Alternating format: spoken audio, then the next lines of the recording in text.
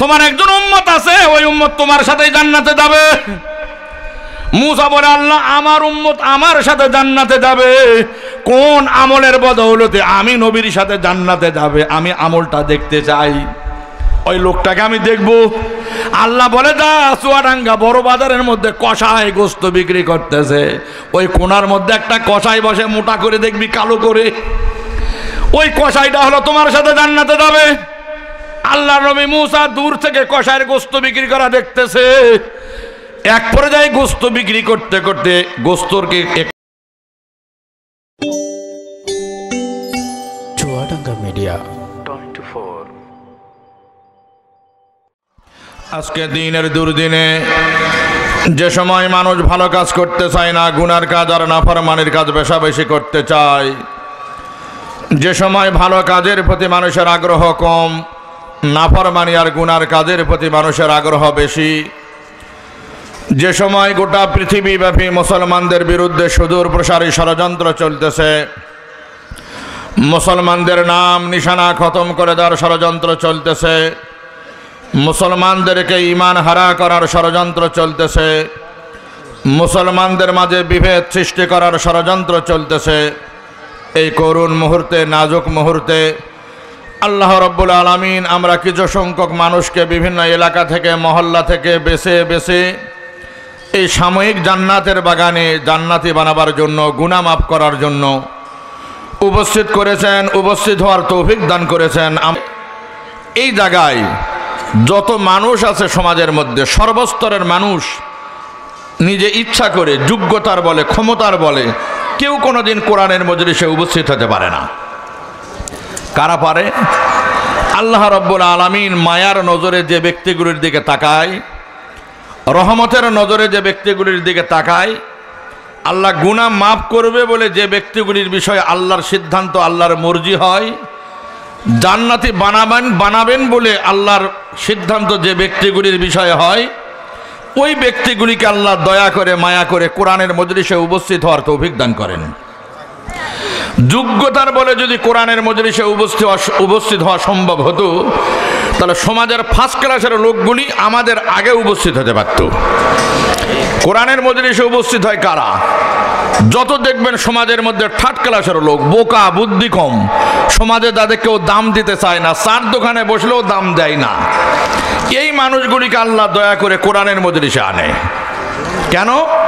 এদেরকে এক শ্রেণীর মানুষ, সমাজের ফার্স্ট ক্লাসের মানুষগুলি মূল্যায়ন করতে চায় না। আল্লাহ বলে, তোমরা মূল্যায়ন না করতে পারো, আমি রব্বুল আলামিন ওই ব্যক্তিগুলিকে বিভিন্ন ওসিলা দিয়ে, গুনাহ মাফ করিয়ে আমি তাদেরকে পরকালে ভিআইপি মেহমান করে দুনিয়াতে নিয়ে যাব।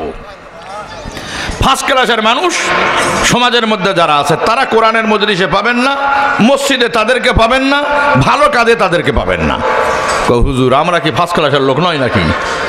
ফার্স্ট ক্লাসের লোক পরকালে, দুনিয়াতে নয়। দুনিয়ার ফার্স্ট ক্লাসের লোক কারা? যারা সমাজের মধ্যে দেখবেন সুদখোর, ঘুষখোর, হারামখোর, দুর্নীতিবাজ, চিটার, বাটপার, এই শ্রেণীর কিছু মানুষ সমাজের মধ্যে বাস করে। আপনাদের এই এলাকায় তো ওই জাতীয় মানুষ খুঁজেও পাওয়া যাবে না। এই জাতীয় মানুষ সমাজের মধ্যে যারা থাকে, তারাই সমাজের মধ্যে ফার্স্ট ক্লাসের লোক। আর যারা জায়েজ নাজায়েজ, বৈধ অবৈধ বেছে জীবনযাপন করার চেষ্টা করে, হালাল হারাম বেছে জীবনযাপন করার চেষ্টা করে, পরকালে নাজাতের উদ্দেশ্যে যারা আমল করে, আল্লাহর সন্তুষ্টি অর্জন করার জন্য যারা দুনিয়াতে আমল করে, এই ব্যক্তিগুলি সমাজের থার্ড ক্লাসের লোক। এদের সমাজে কোনো দাম নেই। পরীক্ষা করার জন্য চার দোকানে বসে দেখবেন ওই জাতীয় ফার্স্ট ক্লাসের লোক একটা, আর আপনাদের মতো লোক 10টা বসে থাকবেন। ওই একটার মুখের জোরে, কথার জোরে টিকতেই পারবে না চার দোকানে। চার দোকান আছে তো এদিকে, থাকলে আপনারা আগে খেয়াল না করলে এখন খেয়াল করে দেখবেন। যারা সমাজের মধ্যে ভালো মানুষ, এরা হলো সমাজের থার্ড ক্লাসের লোক, বোকা, বুদ্ধি নাই। বুদ্ধি নাই বলেই তো ঘুম জাগে ওয়াজ মাহফিলে বসেছেন। বুদ্ধি নাই বলেই তো মসজিদে আজান দিলে, মুয়াজ্জিন আজান দিলে ইমামের পিছনে নামাজ পড়ার জন্য যান। বুদ্ধি নাই বললেই তো ইমামকে সালাম করেন আপনারা, নাকি বলেন? এক শ্রেণীর মানুষ আছে না, দাড়ি দেখলে, টুপি দেখলে, হুজুর দেখলে, নামাজি দেখলে পারে অ্যালার্জি চুলকায় শুধু, এরকম মানুষও তো সমাজের মধ্যে আছে। যেটা বুঝাতে চাচ্ছিলাম যে আল্লাহ কোরআনের মজলিসে সকলকে আনে না, যাদের গুনাহ মাফ করার মর্জি হয় ওই ব্যক্তিগুলিকে কোরআনের মজলিসে আনে, কারণ এটা হলো সাময়িক জান্নাতের বাগান। সাময়িক কে ঘোষণা দিয়েছেন? বিশ্বনবী আল্লাহর হাবিব ঘোষণা দিয়েছেন, যেখানে কোরআনের আলোচনা হয়, যতক্ষণ পর্যন্ত কোরআনের আলোচনা হবে ওই মজলিসটা সাময়িক জান্নাতের বাগান। আপনাদের এটা তো একটা রাস্তার মোড় মনে হয়, এই রাস্তার মোড়, রাস্তাতে মানুষ চলে, গরু চলে, কুকুর চলে, সব কিছু চলে না? এই রাস্তার কোনো এখানকার আলাদা কোনো বৈশিষ্ট্যতা আছে, দাম আছে যে এই রাস্তাতে হাঁটলে সওয়াব পাওয়া যাবে, নেকি হবে? কিন্তু আজকে কোরআনের মেলা যুব সমাজ লাগানোর কারণে এই প্যান্ডেলটুকুর দাম কত হয়েছে জানেন? যারাই এখানে বসবে আল্লাহর হাবিব বলেন যতক্ষণ পর্যন্ত বসে থাকবে সাময়িক জান্নাতের বাগান, এদের সগীরা গুনাহগুলি আল্লাহ সব মাফ করে দেবেন।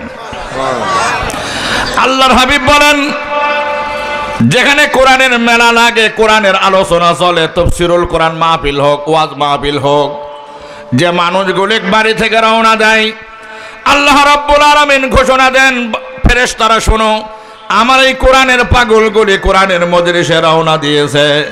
কোরআনের মজলিস শেষ হয়ে যতক্ষণ পর্যন্ত তারা নিজের বাড়িতে ফিরে নাই, এতক্ষণ পর্যন্ত আমি রব্বুল আলামিনের দরবারে আমার এই পাগলদের জন্য মাগফিরাতের দোয়া করতে থাকো। আল্লাহ রব্বুল আলামিন ফেরেশতাদেরকে দোয়া করতে লাগাই দে। আল্লাহ কি করেন? যত বান্দা প্যান্ডেলে প্রবেশ করেছি, প্যান্ডেলে প্রবেশ করার সাথে সাথে তাদের সমস্ত সগীরা গুনাহগুলি আল্লাহ মাফ করে দেন। আল্লাহর মায়া দয়া তো এই বান্দাই মাহফিলকে জান্নাতের বাগান আল্লাহর হাবিব ঘোষণা করার কারণে এই জায়গার এই মর্তবা এত দাম। যারা জান্নাতের বাগান বিশ্ব নবীর ঘোষণাকে বিশ্বাস করে না, যাদের অন্তরে বিশ্বাস হয় না, এদেরকে কি নবীর উম্মত বলতে পারবেন? না। আরে নবীর কথা যে বিশ্বাস করে না, নবীর উম্মত কেমন করে হয়? আপনাদের এই পাড়ার নাম কি? সাকরাতলা। তো সাকরাতলা, এই সাকরাতলার মধ্যে সলিমউদ্দিন এক বাড়িতে এক ঘরে থাকে। সলিমউদ্দিনের মাকে জিজ্ঞাসা করলাম সকালে, হাগু এই ঘরটা কার? কই সলিমউদ্দিনের। ওর বাপকে জিজ্ঞাসা করা হলো, ঘরটা কার? কই সলিমউদ্দিনের ঘর। ওর ভাবিকে জিজ্ঞাসা করা হলো, ঘরটা কার? কই সলিমউদ্দিনের। আজকে সলিমউদ্দিন কুষ্টিয়া বিবাহ করার জন্য গেছে, নতুন বউ নিয়ে মাগরিবের আগে চলে আসবে। এই ফাঁকে সলিমউদ্দিনের ভাবি সুন্দর করে ঘরটাকে ফুল দিয়ে সাজায়ে ঘরের দরজার মধ্যে একটা সাইনবোর্ড লিখে রাখছে, বাসর ঘর। আমাদের উত্তরবঙ্গে বর নতুন বউ নিয়ে যে ঘরে থাকে ওই ঘরটাকে ওই রাতের জন্য বাসর ঘর বলে। আপনাদের সাকরাতলা বাসর ঘর বলে তো? তাহলে বউ প্রথম রাতে বউ নিয়ে যে ঘরে থাকবে ওই ঘরটাকে বাসর ঘর বলে। আজকে রাত পার হয়ে গেলে ওই ঘরটাকে বাসর ঘর থাকবে না, আবার সলিমউদ্দিনের ঘর হবে, আবার সলিমউদ্দিনের ঘরই তো হবে। সলিমউদ্দিনের ভাবি ঘোষণা দিয়েছে বাসর ঘর। এখন যে ভাবি ঘোষণা দিয়েছে, এই ঘোষণাটা সমাজের কিন্তু সর্বস্তরের মানুষ, মেয়রও মানছে, আপনাদের কাউন্সিলর উনিও মানছে, বিশ্বাস করেছে। আপনারা তো বিশ্বাস করেই নিয়েছেন।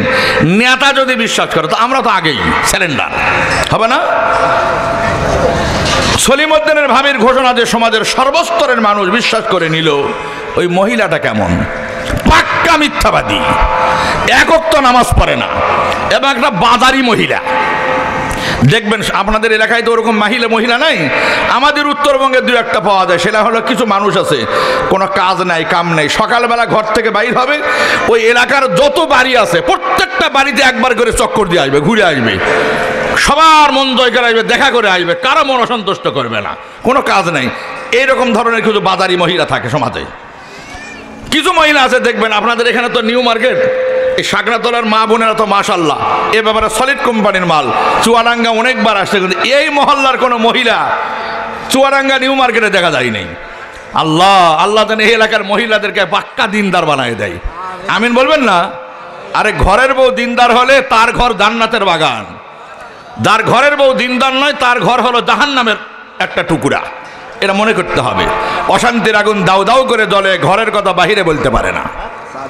এখানে এই কিছু লোক মহিলা দেখবেন নিউ মার্কেটে যাওয়ার পর পুরা নিউ মার্কেট কিছু কিনতে যায়নি, কিন্তু একটা ফ্যাশাঙ্গি ব্যাগ বগলে থাকে না, এই ফ্যাশাঙ্গি ব্যাগটা বগলে নিয়ে যত দোকান আছে দোকানদারকে কাপড় দেখাতে দেখাতে অতিষ্ঠ বানায় ফেলে, দেখে একটাও কাপড় কেনেনি, পুরা মার্কেট ঘুরে ওই রাস্তাতে বাইর হয়ে চলে গেছে। এইরকম একটা বাজারি মহিলা হলো সলিমউদ্দিনের ভাবি। এই সলিমউদ্দিনের ভাবি ঘোষণা দিল এই ঘরটা আজকে রাতের জন্য বাসর ঘর। সমাজের সর্বস্তরের মানুষ, আমাদের নেতারা সহ ফতুয়া দিয়ে ফেলালো সলিমউদ্দিনের ভাবির এই ফতুয়া সঠিক, এই সাইনবোর্ড এটা সঠিক, আমরা সমর্থন করি। একটা বাজারি মহিলার ঘোষণার দ্বারাই যদি সলিমউদ্দিনের ঘর এক রাতের জন্য সাময়িক বাসর ঘর হতে পারে, বিশ্বনবীর ঘোষণার দ্বারাই যার মর্তবা যার স্থান আল্লাহর পরে পুরা সৃষ্টি জগতের ঊর্ধ্বে, ওই নবীর ঘোষণার দ্বারাই কোরআনের মজলিস জান্নাতের বাগান হতে পারে না? 100 বার হতে পারে। যারা বিশ্বাস করবে না এরা নবীর উম্মতি নয়, নিশ্চয় ইহুদি আর খ্রিস্টানের এজেন্ডার দালাল বলা যাবে তাদেরকে। আল্লাহর হাবিব বলেন, কোরআনের মজলিসে যখন বান্দা আসে আল্লাহ বলেন ফেরেশতারা শোনো, আমার কোরআনের পাগল কোরআনের মজলিসে রওনা দিয়েছে, তোমরা মাগফিরাতের দোয়া করো।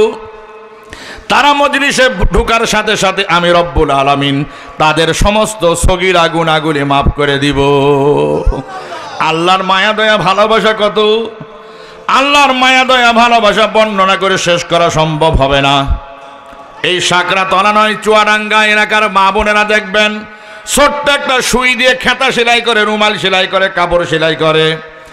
এই ছোট্ট একটা সুইকে এই চুয়াডাঙ্গার খাল বিল নদী নালা নয়, আটলান্টিক মহাসাগরের মধ্যে যদি এমন করে ডুবে দেওয়া হয়, এই সাগর থেকে যদি সুচের মাথাটা সুচকে উঠানো হয়, ওই সুচের মাথার মধ্যে যে এক ফোঁটা পানি লেগে থাকবে। আল্লাহর হাবিবের বর্ণনা মতে বোঝা যায় আটলান্টিক মহাসাগরের অসংখ্য পানির তুলনায় ওই সুচের মাথার এক ফোঁটা পানি যতটুকু, এতটুকু ভালোবাসা আল্লাহ রব্বুল আলামিন পুরা সৃষ্টি জগতের মাঝে বন্টন করে দিয়েছেন। এই ভালোবাসাটুকুর মধ্যে থেকে গর্তের পিপিলিকা ভাগের মধ্যে যতটুকু পেয়েছেন নিজের বাচ্চার জন্য প্রয়োগ করে থাকে, গরুর গাভী ভাগের মধ্যে যতটুকু পেয়েছেন নিজের বাচ্চার জন্য প্রয়োগ করে থাকে, ওই গাছের ডালে বসে থাকা পাখি ভাগের মধ্যে যতটুকু পেয়েছেন নিজের বাচ্চার জন্য প্রয়োগ করে থাকে। ওই মা দুঃখিনী হতভাগী মা, যে মা 10 দিন 10 মাস সন্তানকে পেটের মধ্যে বহন করেছিল, ওই মা ভাগের মধ্যে যতটুকু পেয়েছেন নিজের সন্তানের জন্য প্রয়োগ করে থাকে। আল্লাহর হাবিব বর্ণনা করেন সুচের মাথার এক ফোঁটা পানির তুলনায় আটলান্টিক মহাসাগরের অসংখ্য পানির যেমন কোনো সীমা নাই, আল্লাহর ভালোবাসারও কোনো সীমা নাই। আল্লাহ রব্বুল আলামিন এই অসংখ্য ভালোবাসাগুলি এই বান্দাদের জন্য রিজার্ভ করে রেখে দিয়েছেন। বান্দা যদি শয়তানের ধোকার মধ্যে পড়ে নাফরমানি করে, 100 বছর ধরে নাফরমানি করেছিল, ভুল বুঝে আসার পর যদি নির্ভেজাল তওবা করে আল্লাহর দরবারে ফিরে আসতে পারি, আল্লাহর রহমতের দরিয়া জোশের মধ্যে আসি, আল্লাহ দয়া করে মায়া করে ওই বান্দার সমস্ত নাফরমানিগুলি মাফ করে দেয়। নাফরমানি যতই হোক নির্ভেজাল তওবা করতে হবে। সব গুনার তওবা কিন্তু একরকম নয়, গুনাহ যেমন গুনার তওবাও তেমন। অপরাধ করেছেন মসজিদের কোণার মধ্যে বসে আস্তাগফিরুল্লাহ আস্তাগফিরুল্লাহ লা হাওলা ওয়ালা কুওয়াতা ইল্লা বিল্লাহ, আর গুনাহ করব না, যা করেছি আল্লাহ মাফ করে দে, তাই হবে সব জায়গায়? না, সব গুনাহ নয়। অপরাধ যেমন অপরাধের তওবা ওই রকম হতে হবে, নির্ভেজাল তওবা যেটাকে বলা হয়। আর কতগুলো আছে চিটারি তওবা, নির্ভেজাল তওবা করতে হবে। এখন বর্তমান টাকা যার বেশি তার দাপট বেশি নয়। ওরে বাবারে, অন্যগুলা টাকা না থাকলে দামই দিতে চায় না, মনে হয় পায়ের সাথে মিশে ফেলবে। গরিবের তো সমাজে দামই নেই, পচা পেঁয়াজ। টাকা থাকলে শরীর ঘামে অস্থির হয়ে যায়, এটা পাকা অস্থির হয়ে যায় টাকার গরমে। রাস্তাতে মোটরসাইকেল নিয়ে যাচ্ছে বড় লোকের ছেলে, বাস যখন মোটরসাইকেল নিয়ে চলে যাচ্ছে গরিবের একটা রিক্সাওয়ালা ভ্যানওয়ালা বেচারা, তার সাথে ও কিন্তু নিজেই লাগাই দিয়েছে, লাগাই দিয়ে পট করে মোটরসাইকেলটা দাঁড় করায়, শ্বশুরের দাও মোটরসাইকেল গরম দাঁড় করায়, ভাই বেয়াদব, ভ্যান চালাতে জানো না, রিক্সা চালাতে জানো না। গরিব বেচারা মারছে এক থাপ্পড়, গরিব বেচারা বিচার দেবে কার কাছে? বিচার দিলে সঠিক বিচার পাবে। বিচার করতে গেলে ক্ষমতার জোর আছে বেশি, রক্তের গরম, টাকার গরম আছে। এখন নেতা বিচার করার সময় বলবে বাবা রে তো বড় লোক মানুষ, কি করা যায়, এই মাপসা কাজে চাচা মাফ করে দেন। তো চাচা মনে কষ্ট পালো, মাপসা বললে কি ওই অপরাধের বিচার হয়ে গেল, তওবা হয়ে গেল? এটা হলো সামাজিক একটা শৃঙ্খলা রক্ষা করার জন্য একটা থ্যাপল্যাপ দেওয়া কাজ হলো মাত্র, এটা তওবা হলো না। গরিব মুরব্বী মানুষ চার দোকানে বেয়াদবি করেছেন, উল্টাপাল্টা কথা বলেছেন। হুজুরের বয়ান শুনি রাত 10টার সময় মনে হলো দাদার বয়সে মানুষ, আমার কাজটা বেশি ভালো হয় নাই, এর অন্যায় হয়েছে, একটা মাফ চাওয়া দরকার। আবার মনে করতেছেন আমি একটা নেতা মানুষ, বড় লোক মানুষ, আমার একটা প্রেস্টিজ আছে, সবার সামনে মাফ চাবো কীভাবে? রাত 10টার সময় চাচার বাড়িতে গেলেন, বলেন চাচা আমার মাথা ঠিক ছিল না, রক্তের গরমে কি বলে ফেলেছি, চাচা আমাকে মাফ করে দেন। চাচা কি বলবো মাফ করবো না? যাবে না, মাফ করে দিছি। কিন্তু ওই যে চার দোকানে মনের মধ্যে যে ব্যথা লাগছিল, ব্যথাটা কি চলে গেছে? আল্লাহ বলে তুমি ওই চাচার কাছে ঘরের মধ্যে যায় মাফ চাবে, আর চাচা তোমাকে মাফ করে দিল, আর মনে করেছো তো মাফ হয়ে গেল? না না না, চার দোকানে যত মানুষের সামনে চাচাকে বেইজ্জতি করেছ, এত মানুষের সামনে তুমি ছোট হয়ে চাচার কাছে মাফ চাও, আমি রব্বুল আলামিন তখন তোমাকে মাফ করে দিব। এর আগে তোমার মাফ নাই, কারণ অপরাধ যেমন করেছো তোমার অপরাধের তওবা তেমন হতে হবে। এত সোজা নয়, অপরাধ যেমন অপরাধের তওবা তেমন। অপরাধের সমাজের মধ্যে কত রয়েছে, হাজার হাজার, কয়টা আলোচনা করব। আমাদের সমাজের মধ্যে একটা অপরাধ আছে, সুদের অপরাধ। সুদের নাম শুনেছেন? আল্লাহ, আপনাদের এলাকায় তো সুদ করতে কেউ নাই বোধহয়। ও রে আল্লাহ, সুদের অপরাধ কতটুকু জানেন? সুদের ছোট একটা অপরাধ হলো, আল্লাহর হাবিবের বর্ণনা মতে সন্তান যদি নিজের মায়ের সাথে জেনা করে, কার সাথে? নিজের মায়ের সাথে অপকর্মের মধ্যে লিপ্ত হয়, যে গুনাহ, সুদের ছোট একটা গুনাহ এত। আগের যুগে পাই ছিল না, একানা, একানা যদি সুদ খায় তাহলে এত বড় গুনাহ যদি হয় যে সুদ খাতে খাতে টাকার পাহাড় বানাইছে, লক্ষ কোটি টাকার পাহাড় বানাইছে, তাহলে চিন্তা করেন এ কত লক্ষ কোটি বার নিজের মায়ের সাথে জেনা করার গুনাহ করেছে। লক্ষ কোটি টাকার মালিক হওয়ার পরে যদি মনে করে টাকার গরম সৌদি আরব যাব, আল্লাহর ঘর জিয়ারত করব, কাবা শরীফের গ্লাভ ধরে আল্লাহর দরবারে কাঁদবার তওবা করব, আল্লাহ সুদের টাকা যা খেয়েছিলাম লক্ষ কোটি টাকার পাহাড় বানাইছি, এই টাকা তো ফেরত দেওয়ার কোনো উপায় নাই, আর দিব না, দেওয়া সম্ভব হবে না। আল্লাহ যা নিয়েছি মাফ করে দে, যা নিয়েছি আর তো ফেরত দিব না, তোমার কাছে ওয়াদা করতেছি ভবিষ্যতে আর কোনোদিন সুদ খাবো না। এটা চিটারি তওবা। অরিজিনাল তওবা কি? যত মানুষের থেকে সুদের টাকা নিয়েছো পাই পাই হিসাব করে ওই মানুষগুলিকে সুদের টাকা ফেরত দিতে হবে। ফেরত দিয়ে এখন মসজিদের কোণার মধ্যে যাও, গোরস্থান মসজিদে কোণার মধ্যে বসে চোখের পানি ফেলে ফেলে আল্লাহর দরবারে কাঁদো, তখন আল্লাহ তোমার এই গুনাহ মাফ করবেন।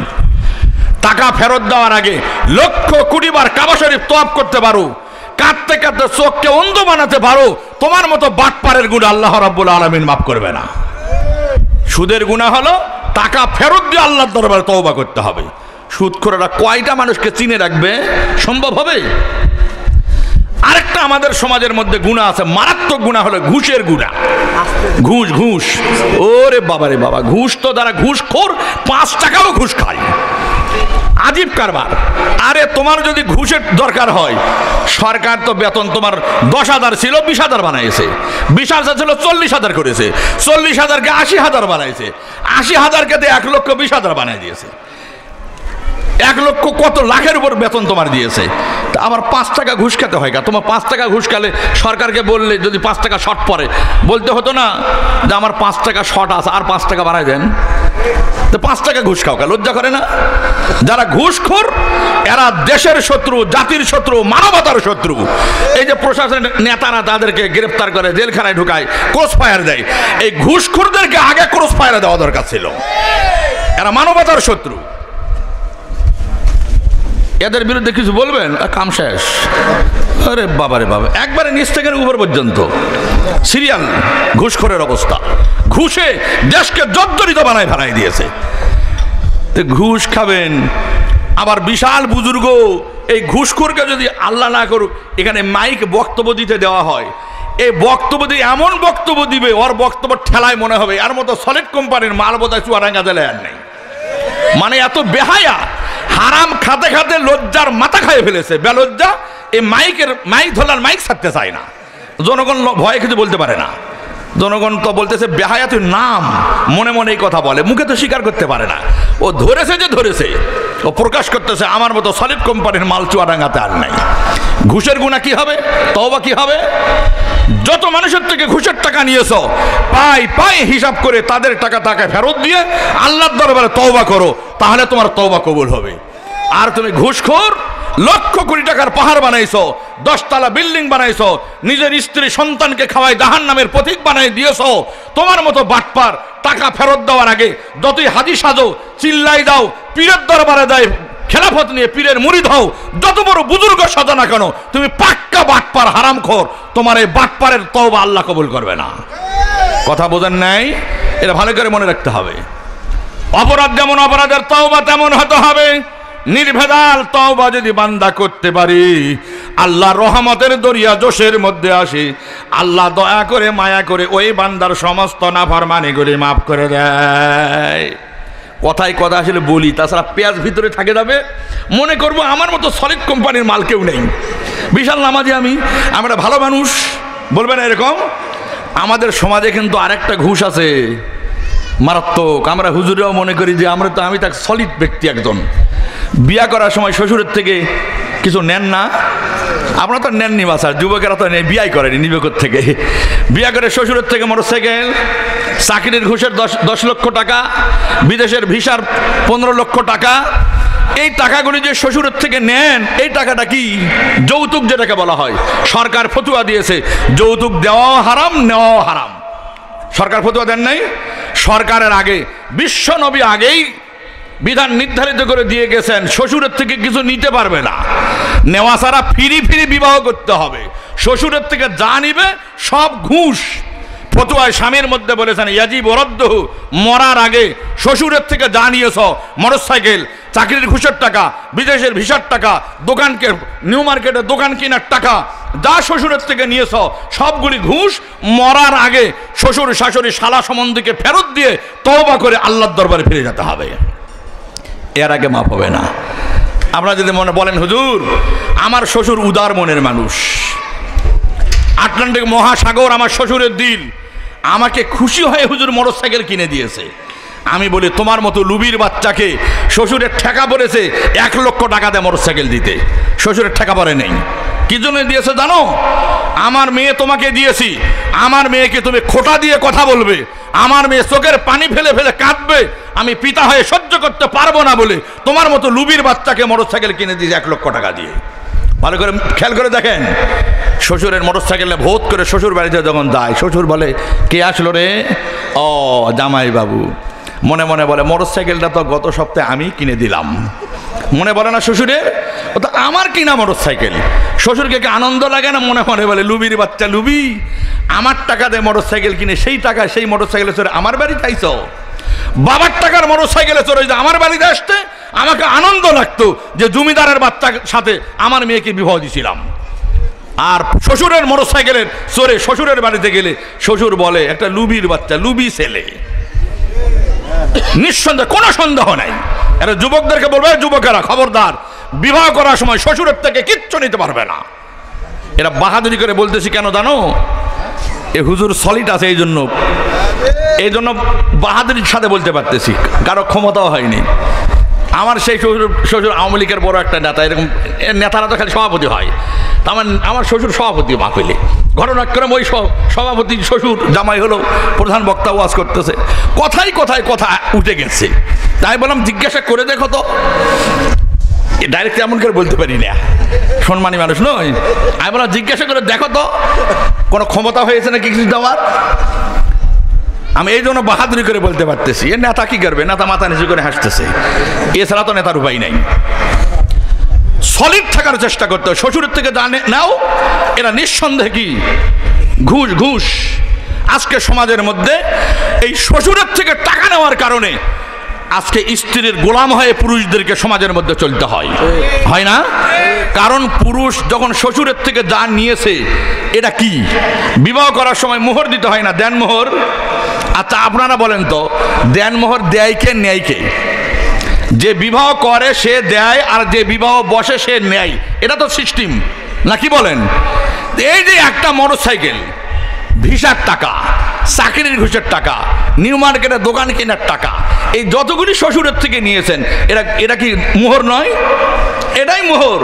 এটা দিয়েছিল কে? বউ, স্ত্রীর পক্ষ থেকে দেওয়া হয়েছে। তাহলে স্ত্রী বিবাহ করেছে আর আপনি বিবাহ বসেছেন। নেতৃত্ব কার চলে? যে বিবাহ করবে তারই নেতৃত্ব চলে। কার উপরে? যে বিবাহ বসেছে তার উপর, তাই চলে না? এই জন্য মহিলারা বিবাহ করার কারণে দেখবেন পুরা চুয়াডাঙ্গা মার্কেট, নিউ মার্কেট, বড় বাজার, ছোট বাজার, নিচের বাজার, উপরের বাজার, যত জায়গায় আছে, যত মহিলা মার্কেটে বাজার করতে যায়, তাদের কর্তৃত্ব আর নেতৃত্ব তাদের হাতে। কেন? তারাই বিবাহ করেছে। আদের বেহায়া স্বামীগুলি বিবাহ বসেছে, এরা চার দোকানে বসে চা খায়, এমন মার্কেট পা ধোকায়। ওর ঘরের বউ কিন্তু নিউ মার্কেটে। ও বেহায়া লজ্জাও নাই যে যার সাথে বিবাহ বসেছে ও গেছে বাজার করতে, আর আমি এখানে চার দোকানে বসে পা ধোকাচ্ছে আর চা খাচ্ছি। ও কত বড় বেহায়া ও জানেই না সেটা। কথা বোঝেন নেই? আপনার আবার খারাপ লাগতেছে নাকি? আপনার ওই পার্টি নাকি আল্লাহ জানে। খবরদার, যদি দোষ কারো থাকে তওবা করতে হবে, শ্বশুরকে ফেরত দিতে হবে। আমি এরকম একজন আলোচনা করেছিলাম, গরিব মানুষ, একটা গরিব মানুষ এক মাদ্রাসায় বাবুর্চিগিরি করে। শ্বশুরে বিবাহের সময় 10,000 টাকা দিয়েছিল। সে কাজ করে করে টাকা জমা করে ওই শ্বশুরের 10,000 টাকা ফেরত দিয়েছে। আপনাদের চুয়াডাঙ্গায় বাড়ি, বললে চিনে ফেলবেন। 10,000 টাকা ফেরত দিয়েছে শ্বশুরকে। যে আমাকে একদিন যায় বলতেছে, হুজুর আমি শ্বশুরের থেকে 10,000 টাকা নিয়েছিলাম, আপনার আলোচনা শোনার পরে আমি টাকা ব্যবস্থা করে 10,000 টাকা শ্বশুরকে ফেরত দিয়ে আসছি।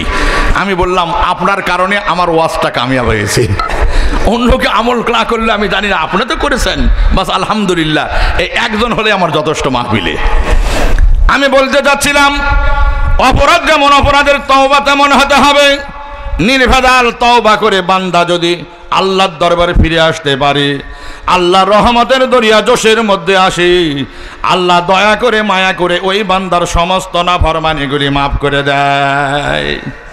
দুনিয়ার মধ্যে যত মানুষ আছে, আল্লাহ রাব্বুল আলামিন এই দুনিয়াতে মানুষকে সৃষ্টি করেছেন আল্লাহর গোলামি আর দাসত্ব করার জন্য।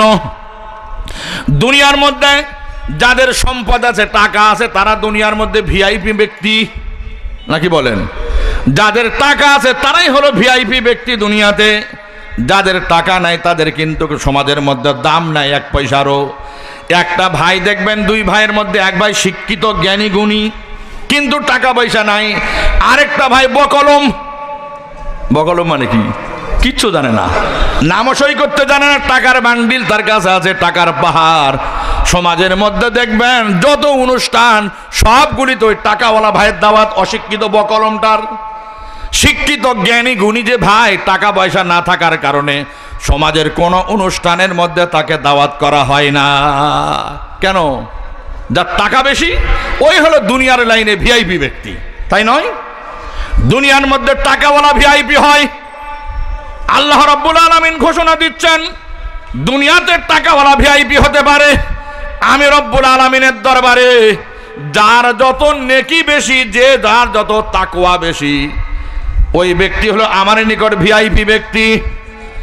দুনিয়া থেকে যখন চলে যাবে, কিয়ামতের ময়দানে ভিআইপি মেহমান করে আমি উঠাবো।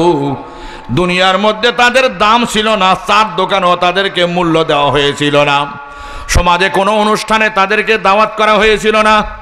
তার নেকি বেশি, আল্লাহর ভয় তার অন্তরের মধ্যে বেশি হওয়ার কারণে কিয়ামতের কঠিন দিনে ওই ব্যক্তিকে আমি ভিআইপি মেহমান করে আমার আরশের নিচে জায়গা দিব। দুনিয়ার ভিআইপি ব্যক্তির কোনো স্থান কিয়ামতের ময়দানে হবে না, তাদের কোনো মর্যাদা থাকবে না। ভিআইপি যারাই হবে তাদের দাম বেশি, নেকি যার বেশি সেই হলো ভিআইপি।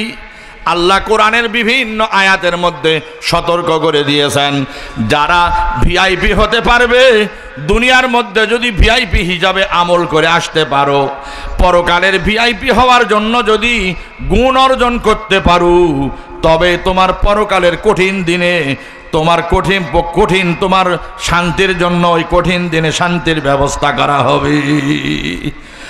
এই দুনিয়াটা কিন্তু অশান্তির দুনিয়া, এখানে শান্তি তালাশ করবে না, পরকালে শান্তির জন্য আমল করবে। পরকালে সুখ যেন পাও এই সুখের জন্য দুনিয়াতে আমল করবে। দুনিয়াতেই যদি নগদ সুখ তালাশ করো, সুখ পাওয়ার চেষ্টা করো, আজরাইলের সাথে সাক্ষাৎ হবে, কিন্তু সুখের সাথে তোমার সাক্ষাৎ কোনোদিন হবে না। দুনিয়া সুখের জায়গা নয়, সুখ আর মিশ্রিত জগৎ হলো এই দুনিয়ার জগৎ। আপনারা এলাকার মানুষ একজন মানুষকে এই কথা প্রমাণ করতে পারবেন, বলতে পারবেন বুকে হাত দিয়ে, হুজুর আমি 100 ভাগের 100 ভাগটা একটা সুখী মানুষ, বলতে পারবেন?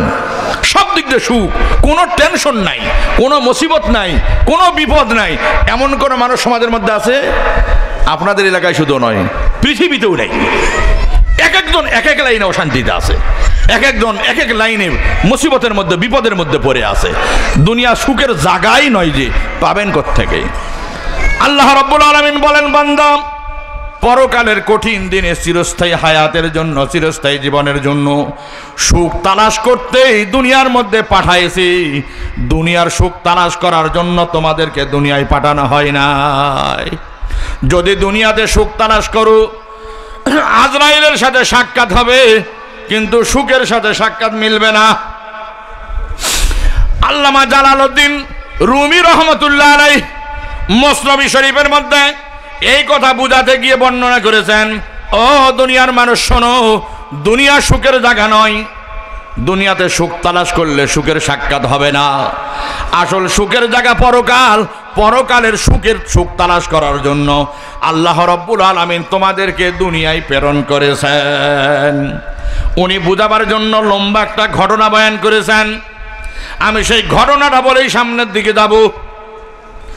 আল্লামা জালালউদ্দিন রুমি রহমতুল্লাহ আলাইহি বর্ণনা করতেছেন, একজন আলেম মজলিসে ওয়াজ করতেছেন, হযরত খিজির আলাইহিস সালাম যদি আল্লাহর দরবারে কারোর জন্য দোয়া করেন, আল্লাহ রাব্বুল আলামিন মুহূর্তের মধ্যে তার দোয়া কবুল করে নেন। মজলিসের মধ্যে ভ্যারাইটিস লোক থাকে, বিভিন্ন শ্রেণীর লোক মজলিসে থাকে। হুজুর মুনাজাতের পর ওই মজলিস থেকে একজন লোক সামনে এসে বলে, হুজুর আমি বড় অভাবী মানুষ, বহুত কষ্ট আমার সংসার চলে, সারাদিন জঙ্গলে কাঠ কাটি, বৈকালে বাজারে বিক্রি করে চাল ডাল কিনে বাড়িতে নেওয়ার পর তারপরে সন্ধ্যার পরে আমার বাড়ির পরিবারের সদস্যদের জন্য রান্নার ব্যবস্থা হয়। হুজুর খুব কষ্টে সংসার চলে, খুব অভাবী মানুষ। হুজুর খিজির আলাইহিস সালামকে কোথায় পাবো বলেন? আমি খিজিরের কাছে একটু দোয়া চাবো, যাতে আমি একটু সুখী মানুষ হতে পারি। হুজুর বলে, বাবা দুনিয়া তো সুখের জায়গায় নয়, তুমি সুখ কেমন করে পাবে? আর খিজির আলাইহিস সালামের কথা কোথায়, খিজির আসি কোথায় পাবে? খিজিরের কাছে তুমি কিভাবে যাবে? কয় না না হুজুর, আপনি বললেই পাবো, কোথায় পাবো একটু বলেন। নাসর বান্দা হয়ে যখন হুজুরের কাছে বলেছে, হুজুর বলে খিজির তো হলো সাগরে থাকে, খিজির আলাইহিস সালাম গহীন জঙ্গলে থাকে, কোন সময় কোথায় থাকে, তুমি কোথায় গিয়ে পাবে? কয় না হুজুর একটু বলেন। হুজুর বলে, আল্লাহর উপর ভরসা করে গহীন জঙ্গলের দিকে রওনা দাও, হয়তো তোমার সাথে সাক্ষাৎ হয়ে যেতে পারে। ওই কাঠুরিয়া আল্লাহর উপর ভরসা করে জঙ্গলে রওনা দিয়েছে। জঙ্গলে ঠিক মাঝখানে গিয়ে দেখে একজন সাদা পোশাকওয়ালা মানুষ ভিতর থেকে বাইর হয়ে আসতেছে। চেহারা দেখেই মনে হচ্ছে লোকটা আল্লাহওয়ালা। আমাদের সমাজের মধ্যে কিছু মানুষ দেখবেন কালো মানুষ, নেককার মানুষ, ভালো মানুষ, চেহারা দেখলেই বোঝা যায় লোকটা ভালো। আর কিছু মানুষ আছে বাটপারি করতে করতে এমন হয়ে গেছে, চেহারার দিকে তাকালেই মনে হয় লোকটা সমাজের মধ্যে পাক্কা বাটপার লোক। এরকম ধরনের লোক দেখলে পাওয়া যায়। চুয়াডাঙ্গা জেলাতে তো ওই বাটপার খুঁজে পাওয়া যাবে না। আল্লাহ, চেহারা দেখলেই বোঝা যায় পাক্কা বাটপার। ভালো কাজ করতে করতে ভালো কাজের প্রভাব চেহারার উপরে প্রকাশ পায়, এরা মনে রাখবেন। ওই কাঠুরিয়াম খিজির আলাইহিস সালামের চেহারার দিকে দেখার সাথে সাথে বুঝতে পেরেছে, চেহারা দেখে মনে হচ্ছে লোকটা আল্লাহওয়ালা, ইনি নিশ্চয়ই খিজির আলাইহিস সালাম হবেন। সালাম দিয়ে বলে, হুজুর আপনি কি খিজির আলাইহিস সালাম? খিজির আলাইহিস সালাম বলে, বাবা হ্যাঁ আমি খিজির। কি ব্যাপার বলো? তখন বলে, হুজুর আমি বড় অভাবী মানুষ, বহুত কষ্ট আমার সংসার চলে, সারাদিন জঙ্গলে কাঠ কাটি, বৈকালবেলা চুয়াডাঙ্গা বাজারে বিক্রি করে চাল ডাল কিনে বাসায় ফেরার পর পরিবারের সদস্যদের জন্য রান্নার ব্যবস্থা হয়। হুজুর শুনেছি আপনি দোয়া করলে নাকি আল্লাহ দোয়া কবুল করেন, হুজুর আমার জন্য দোয়া করেন, আমি যেন একটা সুখী মানুষ হতে পারি। খিজির আলাইহিস সালাম বলে, বাবা দুনিয়া তো সুখের জায়গায় নয়, তুমি সুখের দোয়া করলে তুমি সুখী হবে কিভাবে? জায়গা যদি সুখের হতো তাহলে সুখী হওয়া যেত। ওই কাঠুরিয়া বলে, হুজুর আমাদের এলাকা তো অনেক সুখী মানুষ আছে। খিজির আলাইহিস সালাম বুঝতে পেরেছে এই লোক আসল হাকিকত বোঝে নাই। রিক্সাওয়ালা যখন বড় লোকের বাড়ির পাইদে 3 তলা বিল্ডিং এর পাইদে যখন রিক্সা চালায়, ভ্যান চালক যখন 10 তলা বিল্ডিং এর পাই দিয়ে ভ্যান চালায় যায়, রিক্সাওয়ালা ভ্যানওয়ালা মনে করে, হাই রে এই 10 তলা এরকম যদি আমার একটা 10 তলা থাকতো, আমি বউ নিয়ে ওই 10 তলা বিল্ডিং এর মধ্যে এসি ঘরের মধ্যে আরামে ঘুম যেতে পারতাম। ওই রিক্সাওয়ালা ভ্যানওয়ালা এটা জানে না যে ওই 10 তলা বিল্ডিং এর মধ্যে বড় লোক, তাদের ঘরের মধ্যে কি অশান্তির আগুন দাউ দাউ করে জ্বলে, এই রিক্সাওয়ালা ভ্যানওয়ালা মোটেই বলতে পারে না। তুমি এই বড় লোকের ঘরের জানলায় কান লাগাই দে দেখো, অশান্তির আগুন তার ঘরে দাউ দাউ করে জ্বলতেছে। সমাজের মধ্যে যার টাকা বেশি তার অশান্তি তত বেশি, যার টাকা যত কম তার অশান্তি তত কম। আপনারা হিসাব করে দেখেন, খোঁজ নিয়ে দেখেন, যে যত বড় লোক, যে যত টাকাওয়ালা, তার অশান্তি সমাজের মধ্যে তত বেশি, যার টাকা যত কম তার অশান্তি তত কম। খিজির আলাইহিস সালাম বুঝতে পেরেছে লোকটা আসল হাকিকত বোঝে নাই। খিজির আলাইহিস সালাম বলে, বাবা তোমাকে 1 মাস সময় দিলাম, যাও তোমার এলাকা থেকে ঘুরে আসো, কোন মানুষের মতো তুমি সুখী হতে চাও ওই মানুষটার নাম আমার কাছে বলে দিবে, আমি আল্লাহর দরবারে দোয়া করে দিব, আল্লাহ তোমাকে ওই মানুষের মতো সুখী বানায় দিবে। কাঠুরি আনন্দ আত্মহারা, আমার এলাকায় কত সুখী মানুষ আছে, বড় লোক আছে, এখান থেকে হেলিকপ্টারে করে ঢাকায় দেয়, এসি গাড়িতে করে ঢাকায় চলে যায়, আর আমি রিক্সা চালাই, ভ্যান চালাই। ও জানে না যদি সুখী মানুষ হতো এসি গাড়িতে চড়ে ঢাকায় যেত না, সুখী মানুষ যদি হতো হেলিকপ্টারে চড়ে ঢাকায় যেত না। তুমি সুখী মানুষ, এই জন্য তুমি ভ্যানের মধ্যেই চলতে পারতেছ, সাইকেল চালাও, হাঁটে চলো, তোমার কিছুই হয় না। আর ওই সুখী মানুষ টাকাওয়ালা এই জায়গার থেকে যদি ওই বড় আপনাদের হাসান চত্বর নাকি কয়, এ জায়গা থেকে হাসান চত্বর যদি হাঁটতে হাঁটতে যায়, ওখানে যাওয়ার পর দেখবেন তার আজরাইল হাজির হয়ে যাবে। সুখী মানুষ যায়, ওর জন্য এখান থেকে হেলিকপ্টার দরকার। আর তোমার শরীর এখান থেকে হাঁটতে হাঁটতে চলে গেছে বাহাদুরের মতো, হাত এমন এমন করতে করতে, কোনো খবর নাই, তাই নয়? তো সুখী কোনটা? হেলিকপ্টারে চড়ার লোক নাই, হাঁটে গেছে সেই, এ তো সুখী মানুষ। আরে আল্লাহ! খিজির আলাইহিস সালাম বলতেছে 1 মাস সময় দিলাম। কাঠুরি আনন্দে আত্মহারা হয়ে এলাকার মধ্যে আসছে, আসার পরে দেখে 2 তলা বিল্ডিং, একজন মুরব্বী দাঁড়ানো, বলতেছে, ভাই আমি একটা সুখী মানুষ তালাশ করার জন্য এসেছি, আপনি কেমন সুখী মানুষ ভাই একটু আমাকে বলেন। ওই লোকটা বড় একটা নিঃশ্বাস ফেলে বলে, বাবা এই এলাকার মধ্যে আমার মতো দুঃখী মানুষ আর কেউ নাই। কাঠুরি আশ্চর্য হয়ে বলে, কি বলেন চাচা, এই 2 তলা বিল্ডিং কার কয়? আমার। এই যে বিচলির গাদাগুড়ি কার কয়? আমার। বাড়ির সামনে গাড়ি দাঁড় করানো আছে, গাড়ি গুড়ি কার কয়? সব আমার। তারপর আপনার অত অশান্তি কেন? আপনার মতো দুঃখী মানুষ কেউ নাই বলে আপনি বলতেছেন। তখন বলে, বাবা দেখো মাথার ঘাম পায়ে ফেলে কষ্ট করে সম্পদ অর্জন করেছি, এই 2 তলা 3 তলা বিল্ডিং করেছি, গাড়ি বাড়ি সম্পদ যা কিছু সব করেছি, নিউ মার্কেটে একটা নয় কয়েকটা দোকান করেছি, বড় বাজারে আবার দোকান পজিশন কিনেছি, এত টাকার মালিক। কিন্তু আমি এখন বৃদ্ধ বয়স, আমার সন্তান হয়েছে, সন্তানগুলি উপযুক্ত হয়েছে, বৌমা বাড়িতে উপস্থিত করেছি, এখন পরিস্থিতি এমন, এই সংসারের মধ্যে এত কষ্ট করার পর বুড়া বয়সে সংসারের মধ্যে আমার আর 1 পয়সার মূল্য নাই, আমাকে আর কোনো দাম দিতে চায় না। আমি যদি কোনো কথা তাদেরকে বলি, আমাকে ধমক দিয়ে কথা বলে, বেশি কথা হলে আমাকে ঘাড় ধরে বাড়ি থেকে বাহির করে দিতে যায়। এই সমস্ত দৃশ্য যখন দেখি, অতীতের কষ্টের কথা স্মরণ হয়ে চোখের পানি ফেলে ফেলে আমি কাঁদতে থাকি। মানুষের ঘরের কথা বাহিরে বলতে পারি না। তুমি বলো বাবা, এমন অবস্থা যদি কোনো মানুষের হয়, এই মানুষের মতো দুঃখী মানুষ আর সমাজের মধ্যে কেউ হতে পারে নাকি? আমি এলাকার যুবকদেরকে বলবো, এলাকার মা বোনদেরকে বলবো, কথায় কথা আসলো বলে বলতেছি, খবরদার নিজের পিতা মাতা শ্বশুর শাশুড়িকে কোনোদিন শ্বশুর শাশুড়ির সাথে খারাপ ব্যবহার করবেন না, কখনোই নয়। ও যুবক ভাইরা শোনো, ও পুত্রবধূ যারা এলাকার মধ্যে আছেন, ভালো করে কান দিয়ে শোনেন। এই বুড়া আর বুড়ি কয়দিন বা দুনিয়ার মধ্যে বাঁচবে? কয় বছর বার দুনিয়ার মধ্যে জীবিত থাকবে? এদেরকে যদি কয়েকটা বছর সম্মান করতে পারো, কয়েকটা বছর যদি মূল্যায়ন করতে পারো, এই বয়সে তোমরা যখন পদার্পণ করবে, তোমাদের সন্তানেরা তোমাদেরকেও ইজ্জত আর সম্মান করবে। আমি আপনাদেরকে বলি, আল্লাহর নবীর সাহাবীর মধ্যে একজন সাহাবী ছিলেন হযরত আলকামা রাদিয়াল্লাহু তাআলা আনহু। বড় জলিলুল কদর সাহাবী আলকামা রাদিয়াল্লাহু তাআলা আনহুর ইন্তেকালের সময় হয়ে গেছে। কালিমা পড়ার জন্য চেষ্টা করতেছেন, কালিমা মুখ দিয়ে বাইর হচ্ছে না। আল্লাহর হাবিব ঘোষণা দিয়েছেন, ইন্তেকালের সময় যদি কালিমা পড়তে পড়তে দুনিয়া থেকে বিদায় হতে পারে, আল্লাহ গুনাহ মাফ করে দিবেন, জান্নাতি বানিয়ে দিবেন। নবীর সাহাবী কালিমা পড়ার জন্য চেষ্টা করতেছেন, কিন্তু কালিমা মুখ দিয়ে বাইর হচ্ছে না।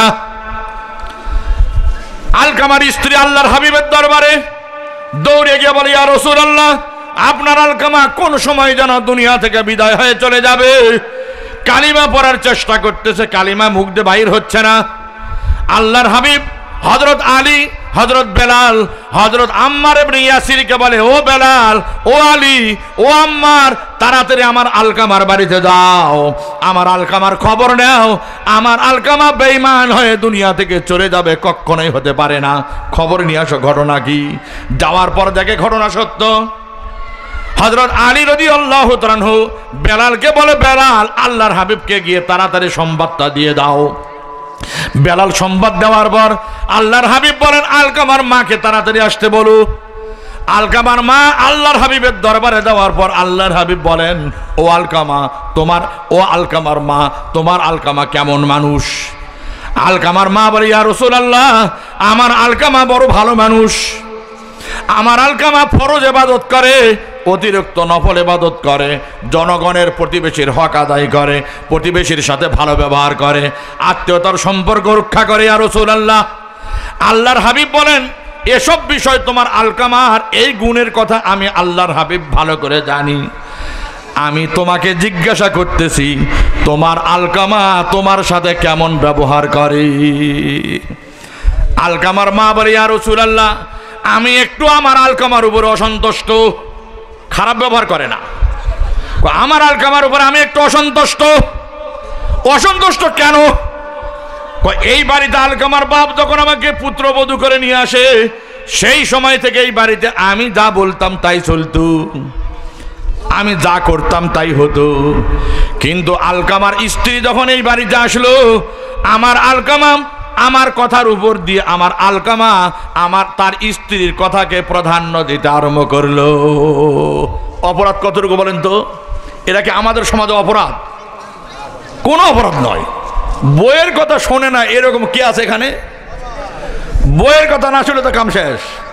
আরে বাবা, যত বড় নেতা হোক, ডিসি বলেন, এসপি বলেন, একবারে প্রেসিডেন্ট বলেন, সবগুলা যে কাজই করুক, আল্লাহ বাঁকা হাড্ডিতে বানাইছেন ওদেরকে।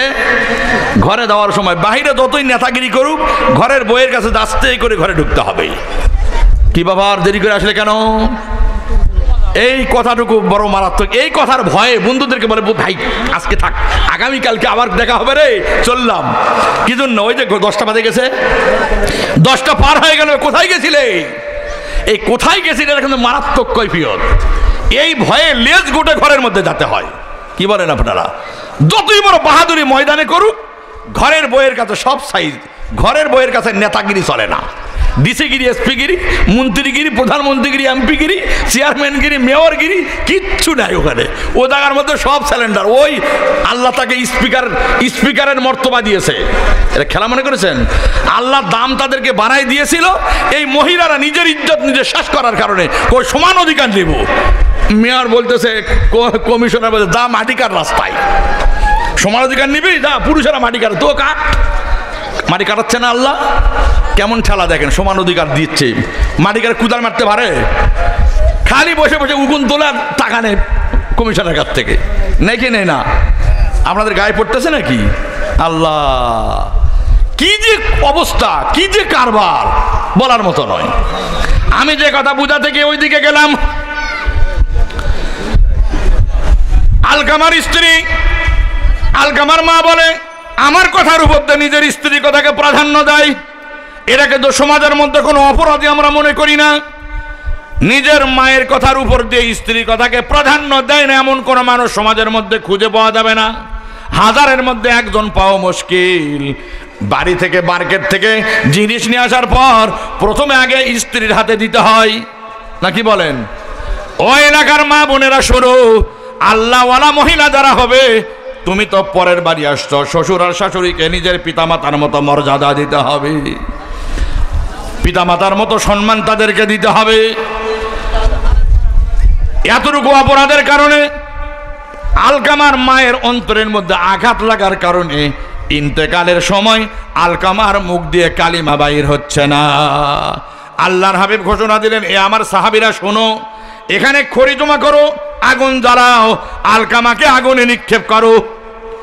এই কথা বলার সাথে সাথে আলকামার মা বলে, ইয়া রাসূলুল্লাহ, আমার আলকামাকে আগুনে ফেলবেন না, আমার আলকামার কষ্ট হবে, আমার আলকামা কাঁদবে, আমি মা হয়ে কেমন করে সহ্য করব? আল্লাহর হাবিব বলেন, আলকামার মা শোনো, তুমি অসন্তুষ্ট থাকা অবস্থায় তোমার আলকামা যদি বেঈমান হয়ে দুনিয়া থেকে চলে যায়, তোমার আলকামাকে জাহান্নামে নিক্ষেপ করা হবে। তোমার আলকামা যখন জাহান্নামের আগুনে পুড়বে, ওই আগুনের মধ্যে যখন তোমার আলকামা চিল্লে চিল্লে কাঁদবে, তুমি বলো তুমি মা হয়ে কেমন করে তখন সহ্য করবে? আলকামার মা বলে, ইয়া রাসূলুল্লাহ, আমি আমার আলকামাকে মাফ করে দিলাম, আপনিও মাফ করে দেন যাতে আমার আলকামা জাহান্নামে না যায়। যখন বলেছে আলকামার মা মাফ করে দিলাম, আল্লাহর হাবিবের সামনে আলকামার বাড়িতে আলকামার মুখের মধ্যে কালিমা জারি হয়ে গেছে। আলকামা বলতেছে, লা ইলাহা ইল্লাল্লাহু মুহাম্মাদুর রাসূলুল্লাহ। বেলাল দৌড়াচ্ছে। আল্লাহর হাবিব বলেন, বেলাল দৌড়াও আলকামার বাড়িতে এখন থেকে আসো। আগে কালিমা বাইর হচ্ছিল না, মুখ দিয়ে যখন কালিমা জারি হয়ে গেছে, এখন বারবার বারবার আলকামা কালিমা পড়তেই আছে আর পড়তেই আছে। কালিমা পড়তে পড়তে আলকামা দুনিয়া থেকে বিদায় হয়ে চলে গেল। আমি এলাকার মা বোনদেরকে বলবো, এলাকার যুবকদেরকে বলবো, স্ত্রীর সাথে খারাপ ব্যবহার করতে নয়, তাদেরকে বুঝাও নিজের পিতামাতার সাথে কোনোদিন যেন খারাপ আচরণ না হয়। এটা ভালো করে বুঝতে হবে। আপনারা জানেন, ওলামায়ে কেরাম প্রায় আপনাদের কাছে ওয়াজ করে। আল্লাহর নবী হযরত মূসা আলাইহিস সালাম বড় গরম নবী ছিল।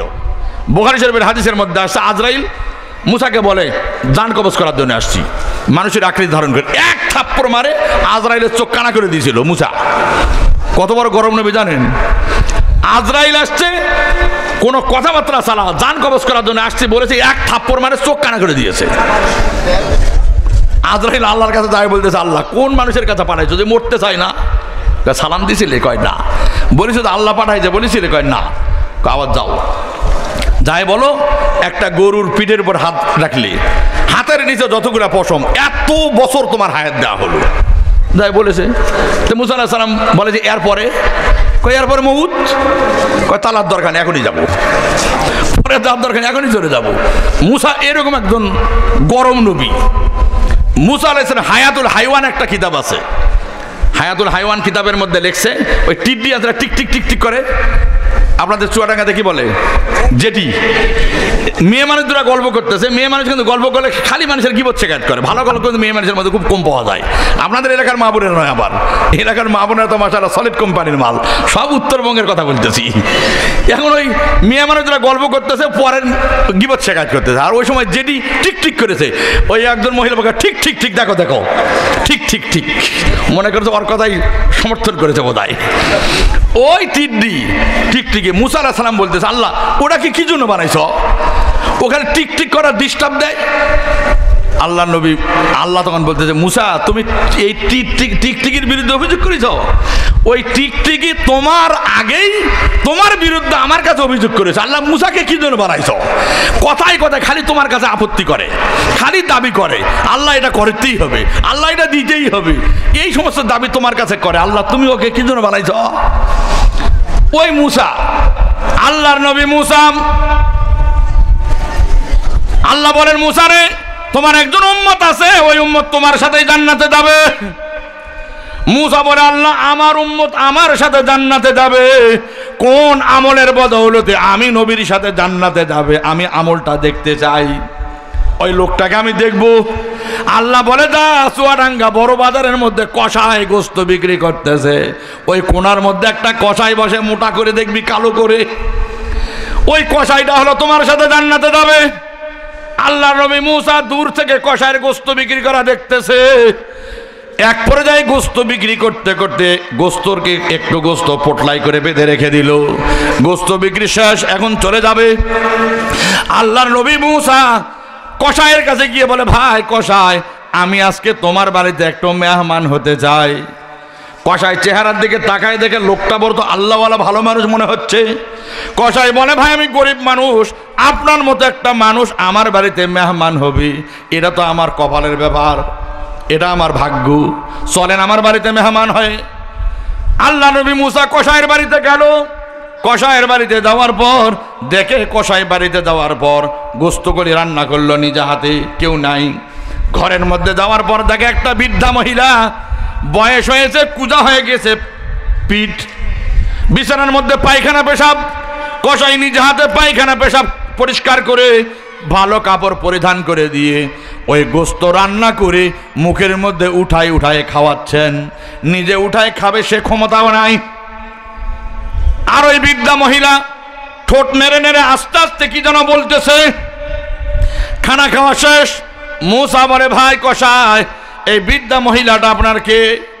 তখন কষাই বলে, ভাই এটা আমার আম্মা, আমার আম্মার খেদমত করার মতো কেউ নাই। আমি বাজারে যাওয়ার আগে আমার আম্মাকে পরিষ্কার করে দিয়ে খানা রান্না করে মুখের মধ্যে খানা উঠায় খাওয়াই, তারপরে বাজারে যাই।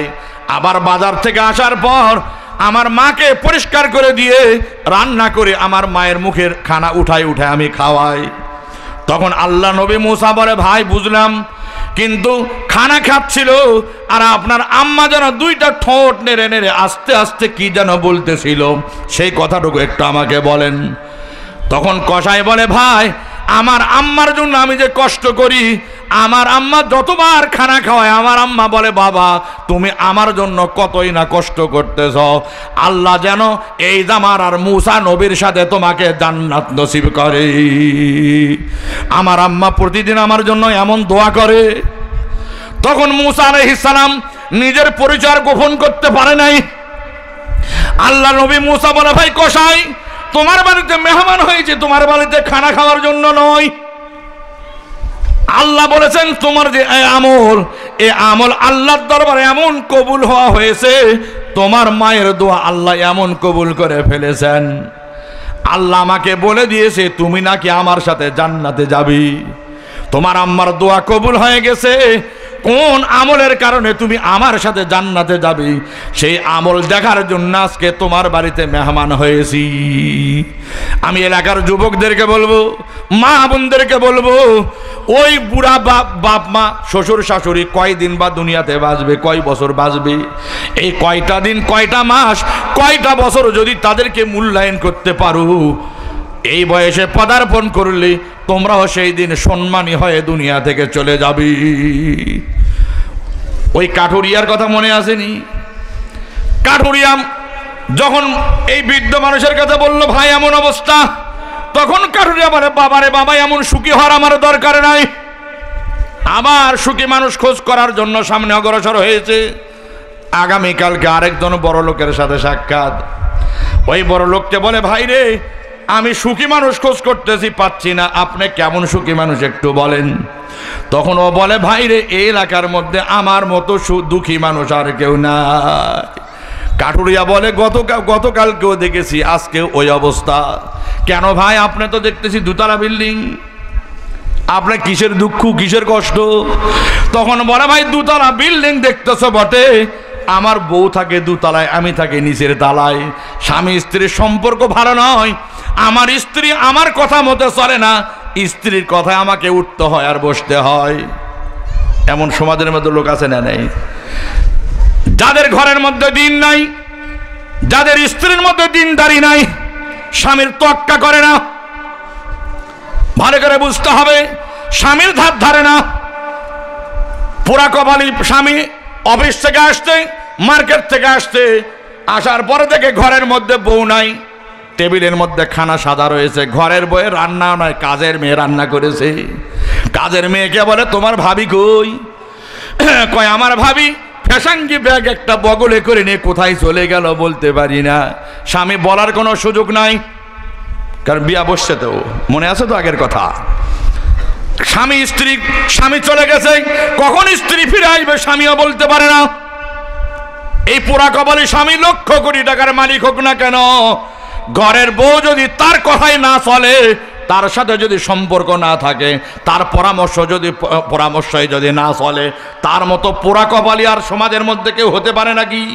কখনোই নয়, হতেই পারে না, মোটেই নয়। আমার পরীক্ষা আমি দেখেছি, অনেক বড় লোকের বউ ঘর থেকে আসছে, স্বামী গোসল করার পরে, নিজে গোসল করার পরে ওই টেবিলে কাজের মেয়ে রান্না করা ভাত নিজে উঠায় খেতে হয়, নিজের গোসল করা কাপড় নিজে পরিষ্কার করতে হয়। অনেক রিক্সাওয়ালা দেখেছি, রিক্সা চালায় যখন ঘর থেকে সকালবেলা বাইর হচ্ছিল, গরিবের বউ দরজার মধ্যে দাঁড়ায় চাতক পাখির মতো স্বামীর দিকে তাকায় থাকে। এখান থেকে ওই জিনতলা পর্যন্ত রিক্সা নিয়ে যখন চলে গেছে, যত দূর পর্যন্ত দেখা যায়, এত দূর পর্যন্ত পিছন দিক থেকে তাকিয়ে থাকে। দুপুরবেলা স্বামী যখন বাড়িতে আসছে, গোসলের লুঙ্গিটা কাঁধে করে নিয়ে টিউবওয়েলের পারে গিয়ে স্বামীকে টিউবওয়েলে পানি উঠাইয়ে দেয় গোসল করার জন্য। স্বামীর লুঙ্গি নিজে হাতে পরিষ্কার করে ঘরের মধ্যে গিয়ে খানার প্লেটে স্বামীকে বসাই দিয়ে স্বামীর প্লেটে খানা উঠায় দেয়, আর মজার গল্প করে। কাঁটাওয়ালা মাছ সকালবেলা কিনে আনছিল, স্বামীর গলায় কাঁটা বেঁধে স্বামীর কষ্ট হবে। রিক্সাওয়ালার বউ কাঁটা বেছে প্লেটের পাশে বসে স্বামীকে খানা খাওয়ায়।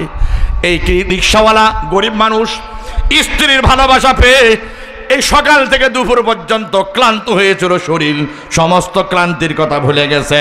আবার নতুন শক্তি সঞ্চার করে নিয়ে জোহরের নামাজের পর আবার রিক্সা নিয়ে রাস্তায় বাইর হয়। আপনারা বলেন তো, এই রিক্সাওয়ালা সুখী বেশি নয় বড় লোক বেশি সুখী? রিক্সাওয়ালার থেকে 1000 গুণ বেশি সুখী। বলতে যাচ্ছিলাম, যার টাকা বেশি তার অশান্তি বেশি। দিনদারি নাই, তুমি যত টাকাওয়ালা হও না কেন তোমার শান্তি নাই। যখন এই কথা বলেছে, কাঠুরিয়া বলে বাবারে বাবা, এমন সুখী হওয়ার দরকার নাই। আবার সুখী তালাশ করার জন্য সামনে অগ্রসর হয়েছে। চলতে চলতে আবার একজনের সাথে সাক্ষাৎ। ভাই আমি সুখী লোক পাচ্ছি না, সুখী লোক তালাশ করতেছি, আপনি কেমন সুখী একটু আমাকে বলেন। ওই লোকটাও বলে ভাই রে, আমার এলাকার মধ্যে আমার মতো দুঃখী মানুষ আর কেউ নাই। কি ব্যাপার, আপনি এত দুঃখী কেন? এই যে 10 তলা বিল্ডিং আপনার দেখতেছি, লক্ষ কোটি টাকার মালিক আপনি। কয় যে ভাই রে, সব কিছু বটে, কিন্তু আমার মতো দুঃখী মানুষ আর নাই। আমার এমন একটা রোগ হয়েছে, পেটের ব্যথা শুরু হলে বিছানায় গোড়াগড়ি করি। চুয়াডাঙ্গার ডাক্তার, কুষ্টিয়ার ডাক্তার, রাজশাহীর ডাক্তার, ঢাকার ডাক্তার, ইন্ডিয়ার ডাক্তার, কোনো কিছুই হচ্ছে না। কয় ডাক্তার বলেছে সকালবেলা একটা রুটি, ছোট্ট একটা রুটি, দুপুরবেলা 50 গ্রাম চালের ভাত, রাতের বেলা ছোট্ট একটা রুটি, গোস্ত, মাছ, ডিম, দই, দুধ, মাখন, সব কিছু দুনিয়ার মধ্যে যা আছে সব হারাম, কিচ্ছু জীবনে মুখে দেওয়া চলবে না। বাড়িতে যখন আত্মীয় আসে চুয়াডাঙ্গার বাজার থেকে কোরমা বিরিয়ানি মুসলমানি যা যা আছে সব কিনে আনার পর নিজে হাতে কিনি বিড়ালের মতো বসে বসে পাহারা দেই, কিন্তু এক লোকমা আমার কপালে জোটে না। এমন ধরনের মানুষ আছে না নেই? আরে বাবা, তখন বলো ভাই টাকা দেখি নিজে কামাই করেছি, বিড়ালের মতো পাহারা দেই, খাওয়া কপালে জোটে না। তাহলে কি বোঝা গেল? টাকা থেকে কি শান্তি হয়? টাকার মধ্যে শান্তি, 10 তলা বিল্ডিং এ শান্তি। কেন সবগুলো বড় বড় বিল্ডিং এ বাস করে তো, সব চিন্তা হুজুর সব তো আমার গায়ে পড়ে যাচ্ছে। হুজুর যা করতেছে ত্যাস মারার জন্য কি আইছেন কুষ্টিয়া থেকে চুয়াডাঙ্গা? হ্যাঁ, স্টেজে উঠে হুজুর একবার আমাদের ত্যাস মারা দিচ্ছেন? না হুজুর, ত্যাস মারি নেই। বাস্তব বিষয়গুলি চিন্তা করতে হবে। যার টাকা বেশি হলে সুখী হয় না। দিনদারি যার মধ্যে যত বেশি সেই ব্যক্তি সুখী। অন্যদিকে অত দলিল দরকারে চার দোকানে বসে দেখবেন একটা বড়লোক মানুষ এসি গাড়ি নিয়ে চার দোকানে যায়, বলতেছে মালিক রে চিনি ছাড়া হালকা লিগারে একটা চা দে তোরে। বড়লোকে তো এমনই কথা বলে। বড়লোকের কথা এমন নয় বড়লোকদের, এ মালিক চিনি ছাড়া হালকা লিগার একটা চা দে তোরে। চিনি ছাড়া হালকা লিগার, চিন্তা করেন চার দোকানের দোকানদার কাপের মধ্যে চা কতটুকু দেয় দেখেছেন করেন চোখ দিয়ে? আমি জয়পুরহাট স্টেশনে একদিন চা খাতে গেছি। ওখানে স্টেশনের দোকানে চামচ 4 চামচ করে, খেলনা চামচ কত ছোট্ট একটা চামচ, ওই চামচের আবার মাঝখানে কাটা, আগা নাই, হাফ, ওতে চিনি উঠে অল্প অল্প করে।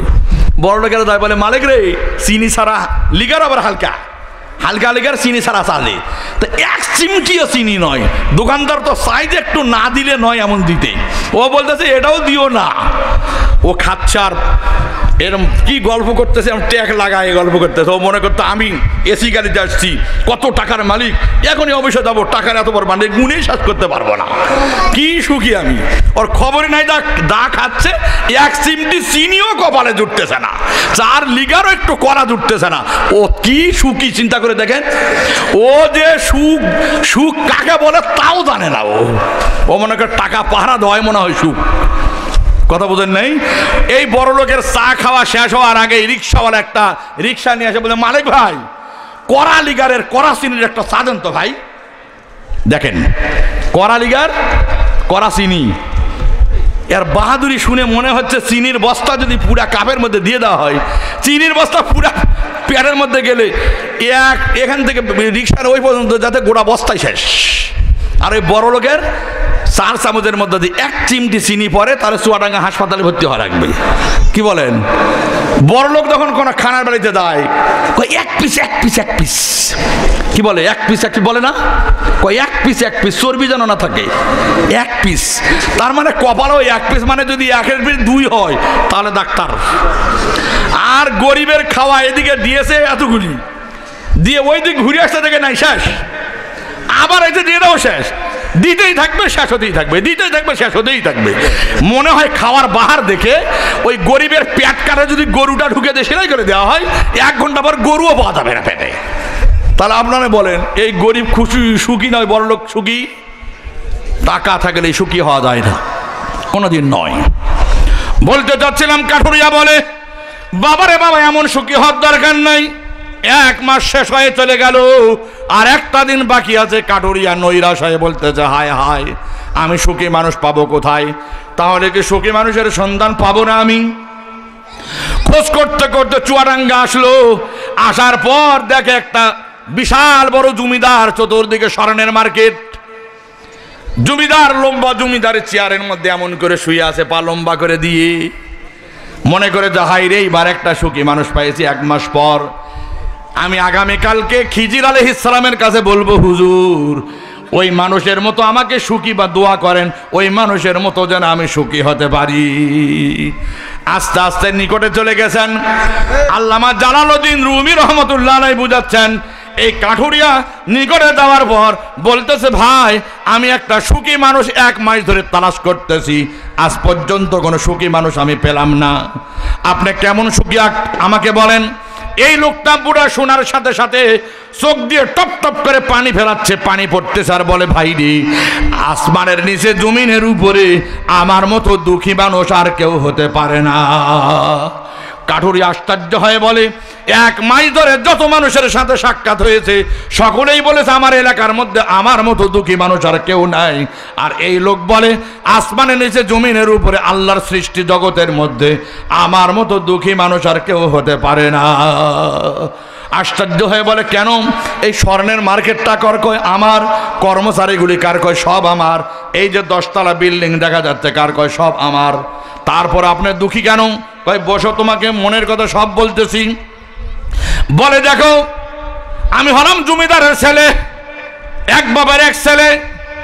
আমার আব্বা শখ করে আমাকে বিবাহ করেছে জমিদারের মেয়ে, এক বাপের এক মেয়ে।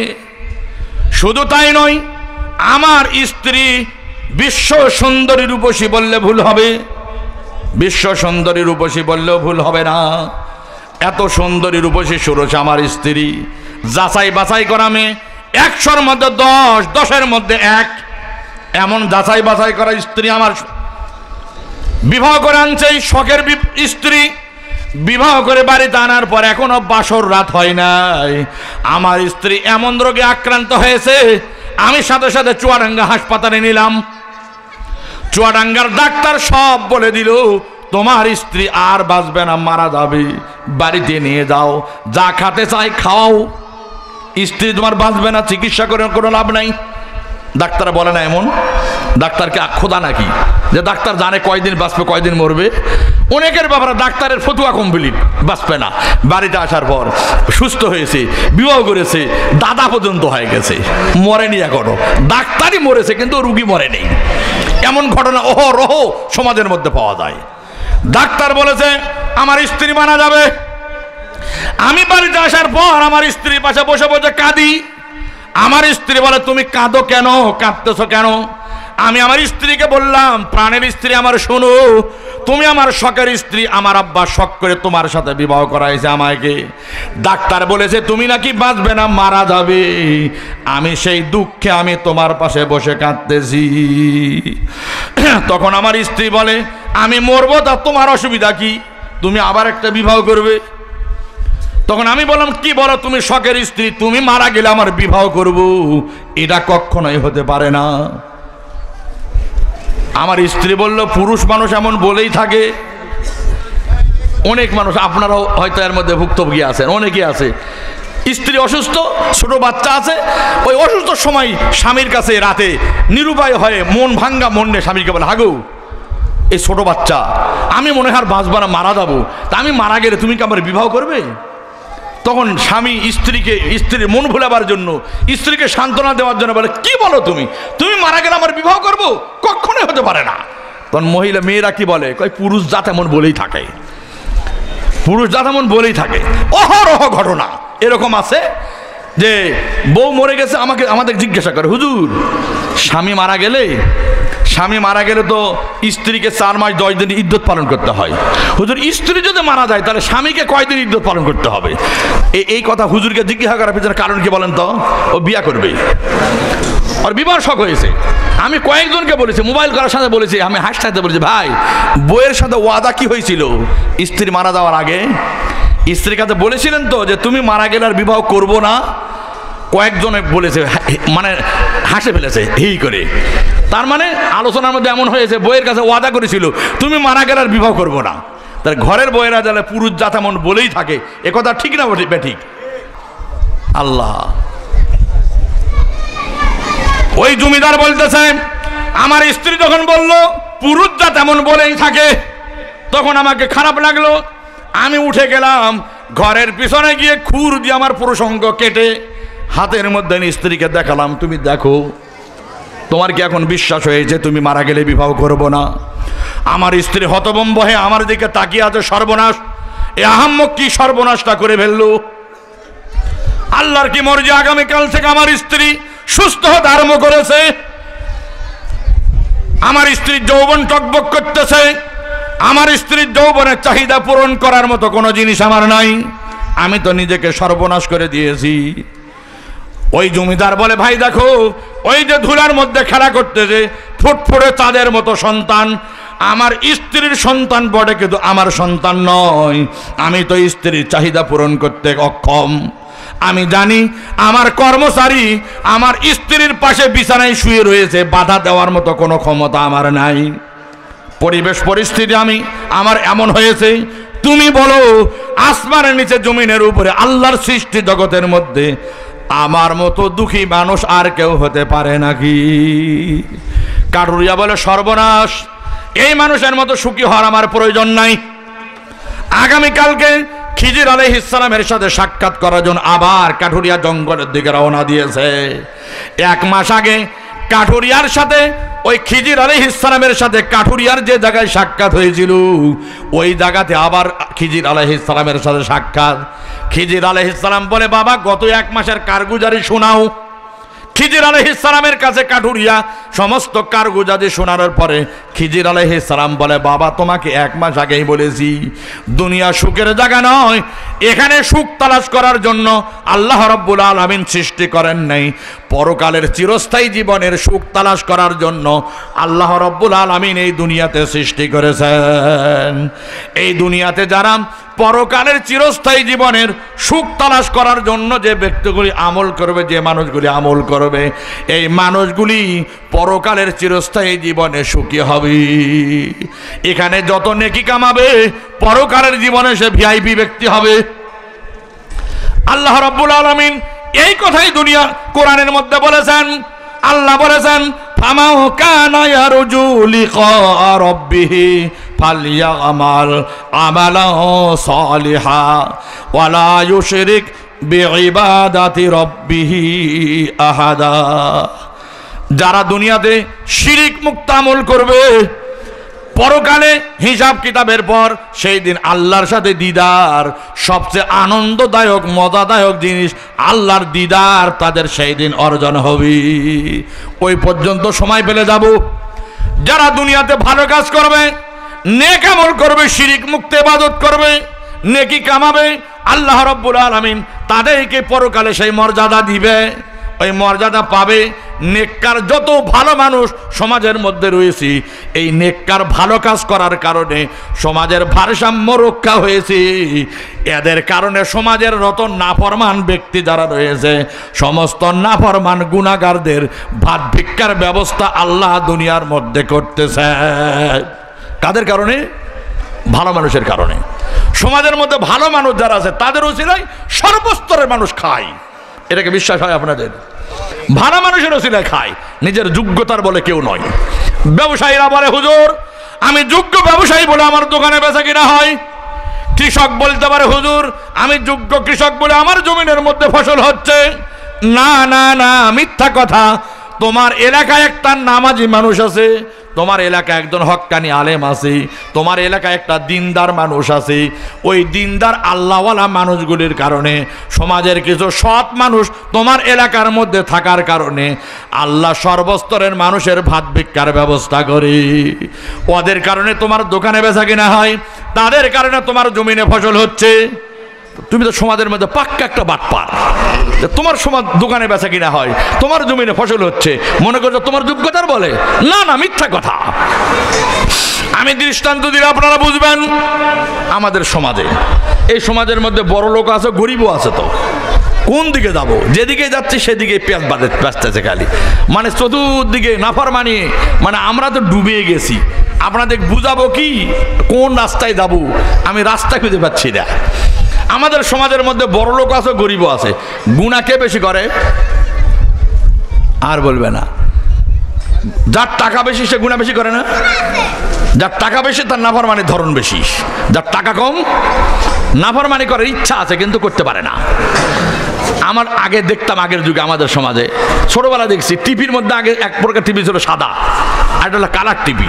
যাদের টাকা কম সাদা টিভি ব্যবহার করতো, যাদের টাকা বেশি কালার টিভি ব্যবহার করতো। এমন ছিল না? তো এখন আবার বর্তমান কি ব্যাপার হয়েছে, টিভির মধ্যে এমনি তো টিভি দেখে, এমনি দেখে তো হয়, ওই দূর থেকে একটা কালো তার টানে নিয়ে সবার মধ্যে ঢুকে দেয়। দেখেছেন আপনারা? দেখেন না? আল্লাহ যেন দেখায় না বিপদ। এই কালো তারটা কি জন্য ঢুকাইছিল? এই কালো তারে বিল দিতে হয় না? বিদ্যুতের যেমন বিল দিতে হয়, কালো তারটারে বিল দিতে হয়। কেন বিল দেয়? এই তারটা কেন ঢুকাইছিল? ওই তার ঢুকানোর আগে দিয়ে ল্যাংটা ছবিগুলি দেখা কম যায়, দেখা যায় না। তারটা ঢুকালেই ঢুকার সাথে সাথে ওই ল্যাংটা ল্যাংটা ছবি দেখাবে টাকার গরমে, মানে নিজেও ল্যাংটা ছবি দেখে জাহান্নামী হবে, পরিবারের সদস্য সবগুলি ইহুদি আর খ্রিস্টানের এজেন্টার দালাল বানায় কবরে যাবে। টাকার গরমের কারণে এই কাজ। দিন নাই যে আর টাকা দ্বারা আরেকটু বেশি আমাদের সমাজে, আপনার চুয়াডাঙ্গার মানুষ তো দেখেন নেই, বড়লোকের ঘরের ছাদের মধ্যে একটা ছাতা লটকানো থাকে, এমনকি উবত করা থাকে, ছাতা উল্টানো থাকে। জীবনে দেখেছেন আপনারা? বড়লোকের ঘরের ছাদের উপরে এমনকি ছাতা উল্টানো থাকে। এটা কি ছাতা? আরে ছাতা মাথায় দিয়ে আমার এমন করা থাকে, বৃষ্টি আসলে রোদে ছাতা মাথায় দেয়, এইভাবে থাকে। আর বড়লোকের ঘরের ছাতা উল্টানো থাকে এমন করে, গজবের ছাতা। এছাড়া কেন লটকাইছিল? যাতে আল্লাহ রহমত থেকে পরিবারের সদস্যগুলো বঞ্চিত হয়ে যায়, সকলে ইহুদি আর খ্রিস্টানের এজেন্টার দালাল হয়। তো এই ছাতাতে কি হয়? ওই তার কালো তার ঢুকানোর পরে যে যা দেখা যাচ্ছিল না, গোটা পৃথিবীতে এখন যা আছে অরিজিনাল সলিড ভেজাল, সলিড নাস্তিকতা, সলিড নাফরমানি, সলিড ল্যাংটা, এসব দেখে ওদের এজেন্ডা বাস্তবায়ন করে কবরে যাব, পরিবারের সদস্যগুলিকে ওদের সদস্য বানায় যাব। এই গরমে ওই ছাতাটা ঘরের ছাদের উপর উল্টায় রাখছিল। আপনারা খোঁজ নিয়ে দেখবেন, টাকার গরম থাকার কারণে দেখেন যত টাকা বেশি গরম, তত নাফরমানির গরম তত বেশি। বড় লোকের মেয়েরও বিবাহ হয়, গরিবের মেয়ের বিবাহ হয় কি হয় না? গরিবের মেয়ে বিবাহ হলে হুজুরকে দাওয়াত দিল, কমিশনারকে যদি পাই দাওয়াত দিবে, না হলে থাক বাবা, নেতা দেখলি আসলে লোক বেশি হবে। মুরব্বী 2-4টা ডাকবি, ডাকার পরে বিয়া পরে তো বউরে চলে গেল, গরিবের বিয়া শেষ। আর বড় লোকের মেয়ের যদি বিবাহ হয়, হিন্দুদের মতো মাল পানি খরচ করা ছাড়া এত সহজে বিবাহ হয় না। 1 সপ্তাহ ধরে 1 মাইল দূরের থেকে গেট সাজাবে, চতুর্দিকে এই যে ওরকম বাতি জ্বলতেছে না, টিপটাপ টিপটাপ বাতি এমন এমন করে জ্বলে। দেখেছেন জীবনে কোনোদিন? আল্লাহ, ওই টিপটাপ বাতি এমন করে জ্বালাইছে, জ্বালায় মানে গেট সাজে 1 মাস আগে থেকে চলতেছে। মেয়ের বাপকে যদি জিজ্ঞাসা করে, হাগো এই টিপটাপ বাতি কেন জ্বালাইছো? আগামী শুক্রবার মেহেরপুরের বড় লোকের ছেলে আমার মেয়েকে বিবাহ করতে আসবে, ওই বরকে স্বাগতম জানাবার জন্য টিপটাপ বাতি লাগাইছিলাম। আল্লাহ বলে, মরে দেখ, তোর কবরে টিপটাপ বাতি, জাহান্নামের আগুনে টিপটাপ বাতি জ্বালায় তোকে সাইজ করবো। টিপটাপ বাতি জ্বালাইছিল, কিন্তু যে সময় বরের গাড়ি আসছিল শুক্রবারে জুমার নামাজের পর, ওই সময় কি বাতি জ্বালা থাকে না অফ করা থাকে? তাহলে বোঝা গেল আপনারা দেখেছেন বাতি অফ করে রাখে কেন? মেয়ের বাপ জানে এই সমাজের লোকেরা যদি জুমার পরে বাতি জ্বলে, মুখটা ভেটকায় একটা কথা বলবে, বাপ রে বাপ, দেখো টাকা হয়েছে বলে খরচ করার জায়গা পাচ্ছে না, বলবে না? এই মুখ ভেটকানির ভয়ে বাতি অফ করে রাখে, বলে ও হবু জামাই, গত রাতে যদি আসতে তাহলে দেখতে তোমাকে স্বাগতম জানাবার জন্য কিভাবে টিপটাপ বাতি জ্বালাইছিলাম। হযরত আনাস ইবনে মালিক রাদিয়াল্লাহু তাআলা হাদিস বর্ণনা করেন, হাদিসে কুদসির মধ্যে আল্লাহ রাব্বুল আলামিন ঘোষণা দিচ্ছেন, লম্বা হাদিস, যায়্যানাস সামাআ বিল কাওয়াকিব ওয়া যায়্যানাল জান্নাতা বিল হুর ওয়াল কসুর। লম্বা হাদিসের মধ্যে আসছে, আল্লাহ বলেন, দুনিয়ার মধ্যে যত হক্কানি উলামায়ে কেরাম রয়েছে, দুনিয়ার মধ্যে যত মুত্তাকি পরেশগার বান্দা রয়েছে, দুনিয়ার মধ্যে যত আল্লাহওয়ালা মানুষ রয়েছে, দুনিয়ার মধ্যে যত নামাজি মানুষ রয়েছে, এই মানুষগুলি হলো আমার জান্নাতের হুরদের বর। আমি রব্বুল আলামিন আমার জান্নাতের হুরদের বরদেরকে স্বাগতম জানাবার জন্য তাদের 60 বছর 70 বছর 100 বছর হায়াতের মধ্যে আকাশের মধ্যে লক্ষ কোটি তারকা আমি রব্বুল আলামিন জ্বালায় প্রতি রাতে আকাশকে সুসজ্জিত করে আমার জান্নাতের হুরদের বর এই দুনিয়ার মুত্তাকি পরেশগার বান্দাদেরকে স্বাগতম জানাবার জন্য আমি রব্বুল আলামিন প্রতি রাতে স্বাগতম জানায়ে থাকি। যায়্যানাস সামাআ বিল কাওয়াকিব ওয়া যায়্যানাল জান্নাতা বিল হুর ওয়াল কসুর। যে মানুষগুলি ঘরের মধ্যে বউকে একা শোয়ায় রেখে চার দোকানে রাত 12টা-1টা পর্যন্ত টিভি দেখে, সারা রাত মদের আড্ডায় কাটায়, দুই বন্ধু ঘরের মধ্যে বউ রেখে রাস্তায় বসে দুই বন্ধুই বড় বড় এক হাত মোবাইল টিপে মোবাইলের মধ্যে ল্যাংটা ছবি দেখে। তারা বলতে পারে, হুজুর আপনি বলতেছেন যাদেরকে জান্নাতের হুরদের বর, তারা তো হুজুর এশার নামাজ পড়ে বইয়ের কোলে ঘুমাইয়েছে, ফজরের আজান হলে হুজুর মসজিদ আসবে, আর আমরা সারা রাত মদের আড্ডায় কাটাচ্ছি, সারা রাত দুই বন্ধু রাস্তার ধারে বসে ওই মোবাইলের মধ্যে ল্যাংটা ছবি দেখেছি। রাস্তা আকাশের উপরে, চাঁদ আমাদের মাথার উপর জ্বলেছে, আকাশের তারকা আমাদের মাথার উপরে জ্বলে এসে আল্লাহ তো তাহলে আমাদেরকে স্বাগতম জানাচ্ছে। আমি বলি না না, পুরা কপালি না। যারা এশার নামাজ পড়ে বইয়ের কোলে ঘুমাইছিল, দুনিয়া তো বউ পেয়েছে, পরকালেও বউ পাবি। দুনিয়ার মধ্যে বইয়ের কোলে শোয়া কপালে জোটে নেই, পরকালের বইয়ের কোলে শোয়াও কপালে জুটবে না। এই যারা এশার নামাজ পড়ে বইয়ের কোলে ঘুমাইছিল, তাদের ওসিলায় আল্লাহর লক্ষ লক্ষ করে নিয়ামত দুনিয়াতে ভোগ করতেছো। আরো বললে বুঝবেন, আগের যুগে যখন মানুষের বিবাহ হতো, শালা বিবাহ করবে, বউকে চয়েস করতো। কি বলেন, আমরা কি মুরব্বীরা বিয়া করেন? নেই। আগে বিবাহ করবেন, বউ চয়েস করতো দুলাভাই বউ চয়েস করবে, সেই চয়েসে শালাকে বিয়া করতে হতো। এমন ছিল না আগে প্রচলন। এখনকার যুগ তো আগেই ওই কলেজের বারান্দায় বিয়া হয়ে গেছে, পার্কেই বিয়া হয়ে গেছে, নিউ মার্কেটে বিয়া কমপ্লিট, কাজী তো যেখানে সেখানে উপস্থিত, যোগাযোগ কমপ্লিট আগেই। আগের যুগে এমন ছিল, এই বিয়া হলে মেয়ের সাথে দাদি বা নানি যেত না, দাদি বা নানি এরা কি জন্য যেত? লজ্জায় দেখা করতে পারবে না, কথা বলতে পারবে না, বরের সাথে পরিচয় করে দিবে, লজ্জা ভাঙ্গে দিবে, এটা ছিল। আর এখন যদি দাদি আর নানি সাথে যায়, তাহলে এখনকার মেয়েরা বিরক্ত বোধ করে, বুড়ি আসে ভেজাল করে ফেলাইছে। আমাদের তো পরিচয় আগের থেকে আসে, ও বুড়ি কি জন্য আইছে ঝামেলা করতে? এখন যাওয়াটাই বিরক্ত না, কি বলেন আপনারা? আল্লাহ আল্লাহ আল্লাহ, কি বলতে চাচ্ছিলাম, কি বুঝাতে কোন দিকে গেলাম? হ্যাঁ হ্যাঁ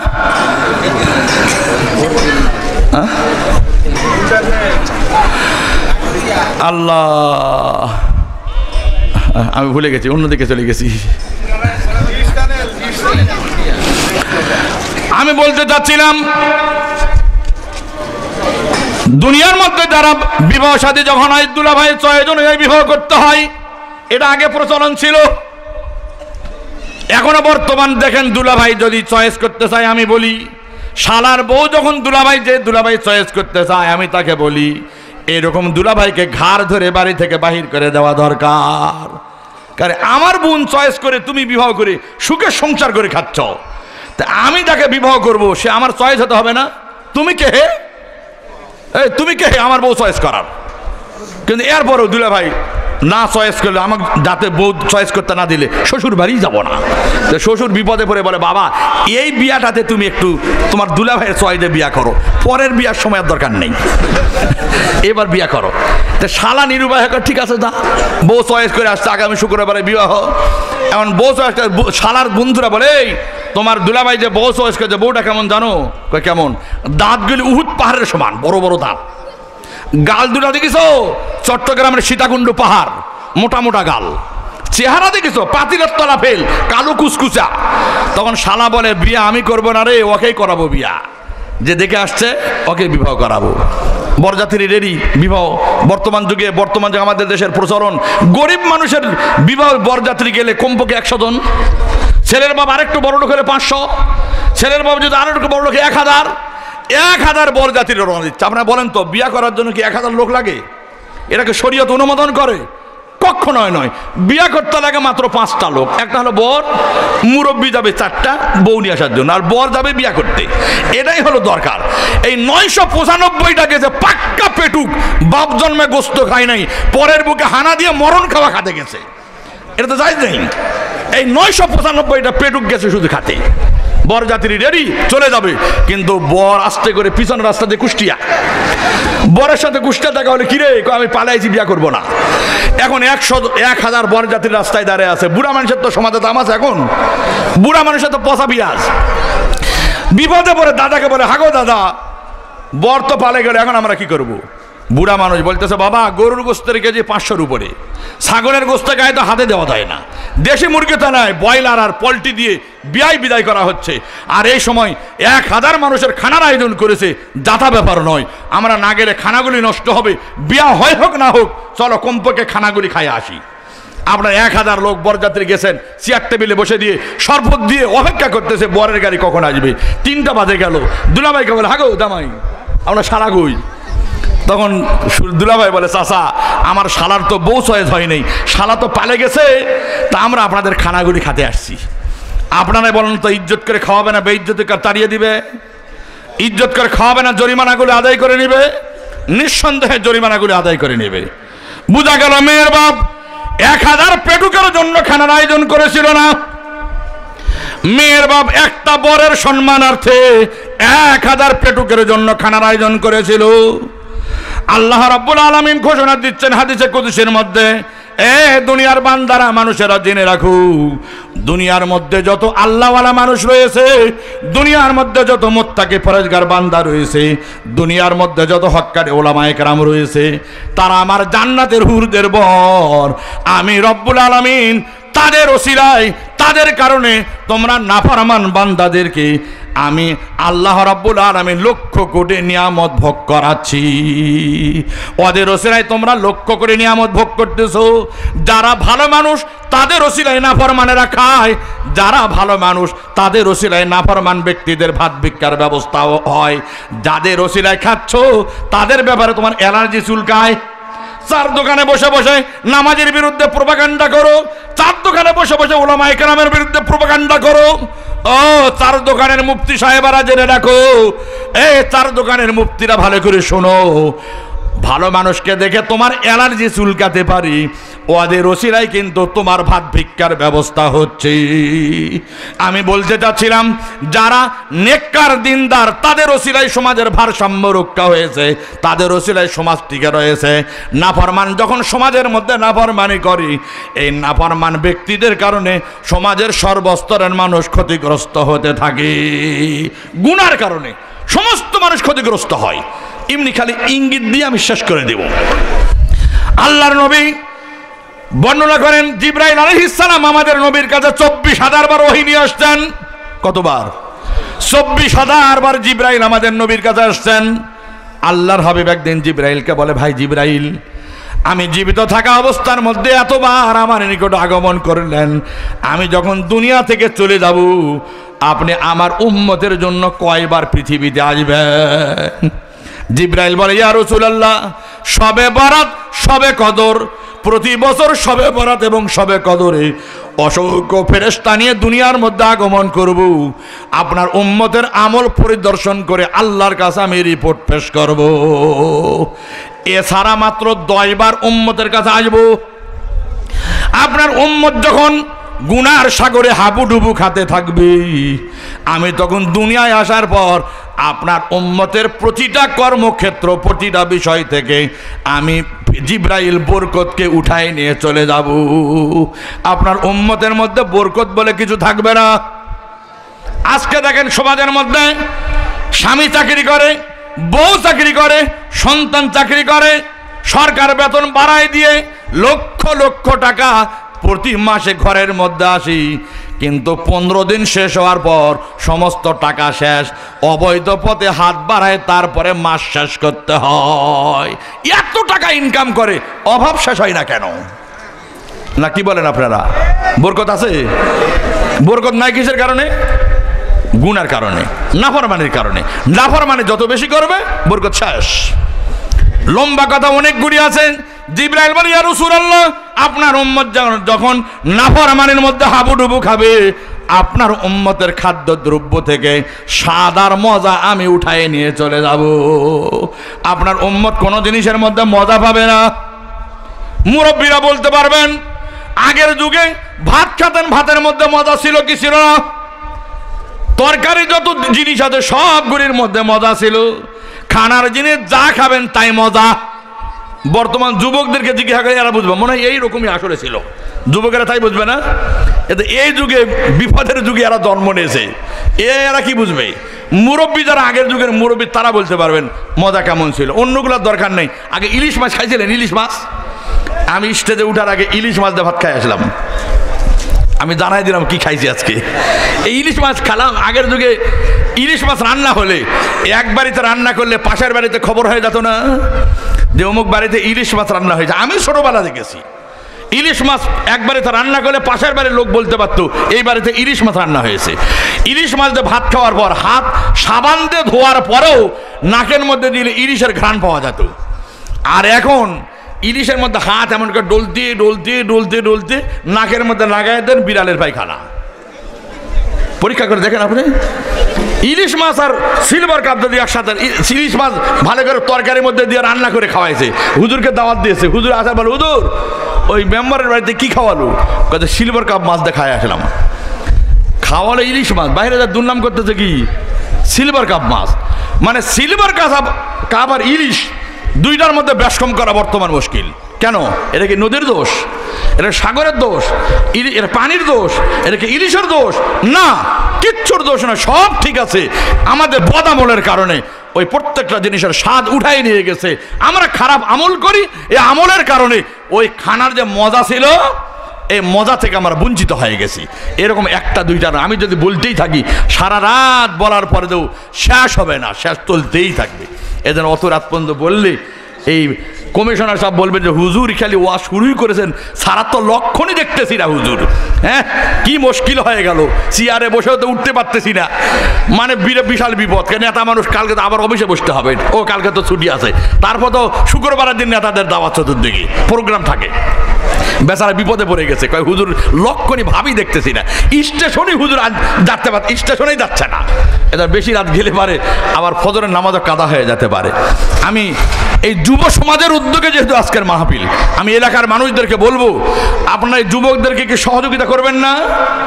এই যুবকেরা আজকে ওয়াজ মাহফিল না তো গান তো করতে পারতো না, কি বলেন আপনারা? এরা গান না করে ওয়াজ মাহফিল দিয়েছে, কিন্তু আপনারা সহযোগিতা কতটুকু করেছেন এলাকার লোক? আমার মনে হয় করেন নেই। আপনাদের উপস্থিতি থেকে বোঝা যাচ্ছে আপনারা যুবকদেরকে সহযোগিতা যেমন করার দরকার তেমন করেন নেই। আপনাদের দায়িত্ব যুবকদেরকে সহযোগিতা করা, কারণ এখন তো বুড়া মানুষের যুগ নাই, সমাজের মধ্যে বুড়া মানুষের কোনো দাম নেই। যুবকদের সমাজ, এরা ভবিষ্যৎ প্রজন্ম, এদেরকে আদর্শবান বানায় রাখবেন, সমাজের ভারসাম্য রক্ষা হবে। এরা যদি খারাপ হয় সমাজের মধ্যে রাস্তায় মানুষ চলতে পারবে না। এই দৃশ্য তো এক সময় ছিল, এই চুয়াডাঙ্গার জমিনে রাস্তায় চলা যেত না ভয়ে। এখন সেই অবস্থা কি আছে? নাই। এই যুবকদেরকে যে আদর্শবান বানায় যেতে পারেন, এদের কারণে দেশের শান্তি প্রতিষ্ঠিত হবে, দেশের মধ্যে শান্তি আসবে। সাথে সাথে আমি আপনাদেরকে বলবো, এখানে একটা মাদ্রাসা আছে, পাশেই তো মাদ্রাসা। এই মাদ্রাসা সকলেই এলাকার মানুষ গুরুত্ব দিবেন, মাদ্রাসাটা যেন টিকে থাকে। কেন? কোরআনী প্রতিষ্ঠান, কোরআনী প্রতিষ্ঠানে যেখানে কোরআন তেলাওয়াত হয়, কোরআন তেলাওয়াত হওয়ার কারণে ওই এলাকার মধ্যে শুধু নয়, আশপাশে কয়েক কিলোমিটার পর্যন্ত আল্লাহ গজব নাযিল করার সিদ্ধান্ত যদি নিয়েই থাকে, আল্লাহ এলাকা থেকে গজবকে উঠায় ফেলেন। এদের দাম কত? আপনারা ঘুমিয়ে থাকেন শেষ রাতে, শোবে সাদেক হওয়ার আধা ঘন্টা 1 ঘন্টা আগে মাসুম বাচ্চাগুলি, বেগানা ছোট ছোট গুনাহ নাই এমন বাচ্চাগুলি শেষ রাতে উঠে তাহাজ্জুদের নামাজ পড়ে কোরআন তেলাওয়াত করতে থাকে। ওই এলাকার মধ্যে রহমত নাযিল হয়। দাম কত? কোরআন তেলাওয়াত না হলে পারে তখন অবস্থা কেমন হবে? রহমত পাবেন? হারাম বলে নয়, তাদের কারণে পরকালে সম্পদ হবে। মাদ্রাসাগুলি যখন ভালোভাবে চলবে তারা নেকি পাবে। হুজুরদেরকে দেখা হয় যে হুজুর কেমন আছেন, মাদ্রাসা কেমন চলতেছে, এতটুকু কথার কারণে ওই সন্তানগুলি কোরআন তেলাওয়াত করবে, আপনি অন্ধকার কবরে শুয়ে থাকবেন। কোরআন তেলাওয়াত করে যত নেকি কামাই করেছিল, বন্যার স্রোতের মতো আপনার কবরে নেকি পৌঁছিতে থাকবে। আপনারা জানেন আল্লাহর হাবিব বলেন, যারা কোরআন তেলাওয়াত করে অর্থ বোঝা ছাড়া, আমরা সাধারণ মানুষ অর্থ বুঝি না, কোরআন তেলাওয়াত করব, প্রতিটা অক্ষরের বিনিময়ে 10টা করে নেকি পাবো। কোরআনের ছোট বাচ্চাগুলি কোরআন তেলাওয়াত করে হেফজখানায়, তারা কোরআন তেলাওয়াত করে, প্রতিটা অক্ষরের মধ্যে 10টা করে নেকি পায়। আমি শুধু উৎসাহিত করেছিলাম, বাবা পড়ো, তুমি ভালো করে পড়ো, আলেম হও, জাতি তোমার দিকে তাকিয়ে আছে। এই কথাটুকুর কারণে ওই সন্তান সারা জীবন কোরআন তেলাওয়াত করে যত নেকি পাবে, আমি কবরে শুয়ে আছি, বন্যার স্রোতের মতো নেকি আমার কবরে পৌঁছিতে থাকবি। কত নেকি? কোরআন শরীফের মধ্যে 3,21,250টা হরফ আছে। কয়টা বললাম?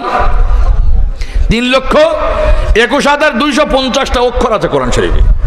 যে প্রতিটা অক্ষর যে 10টা করে নেকি হয়, একবার পড়লে ওই ছেলেগুলি নেকি পেল, আপনারা সমপরিমাণ নেকি আপনাদের আমলনামায় পৌঁছবে।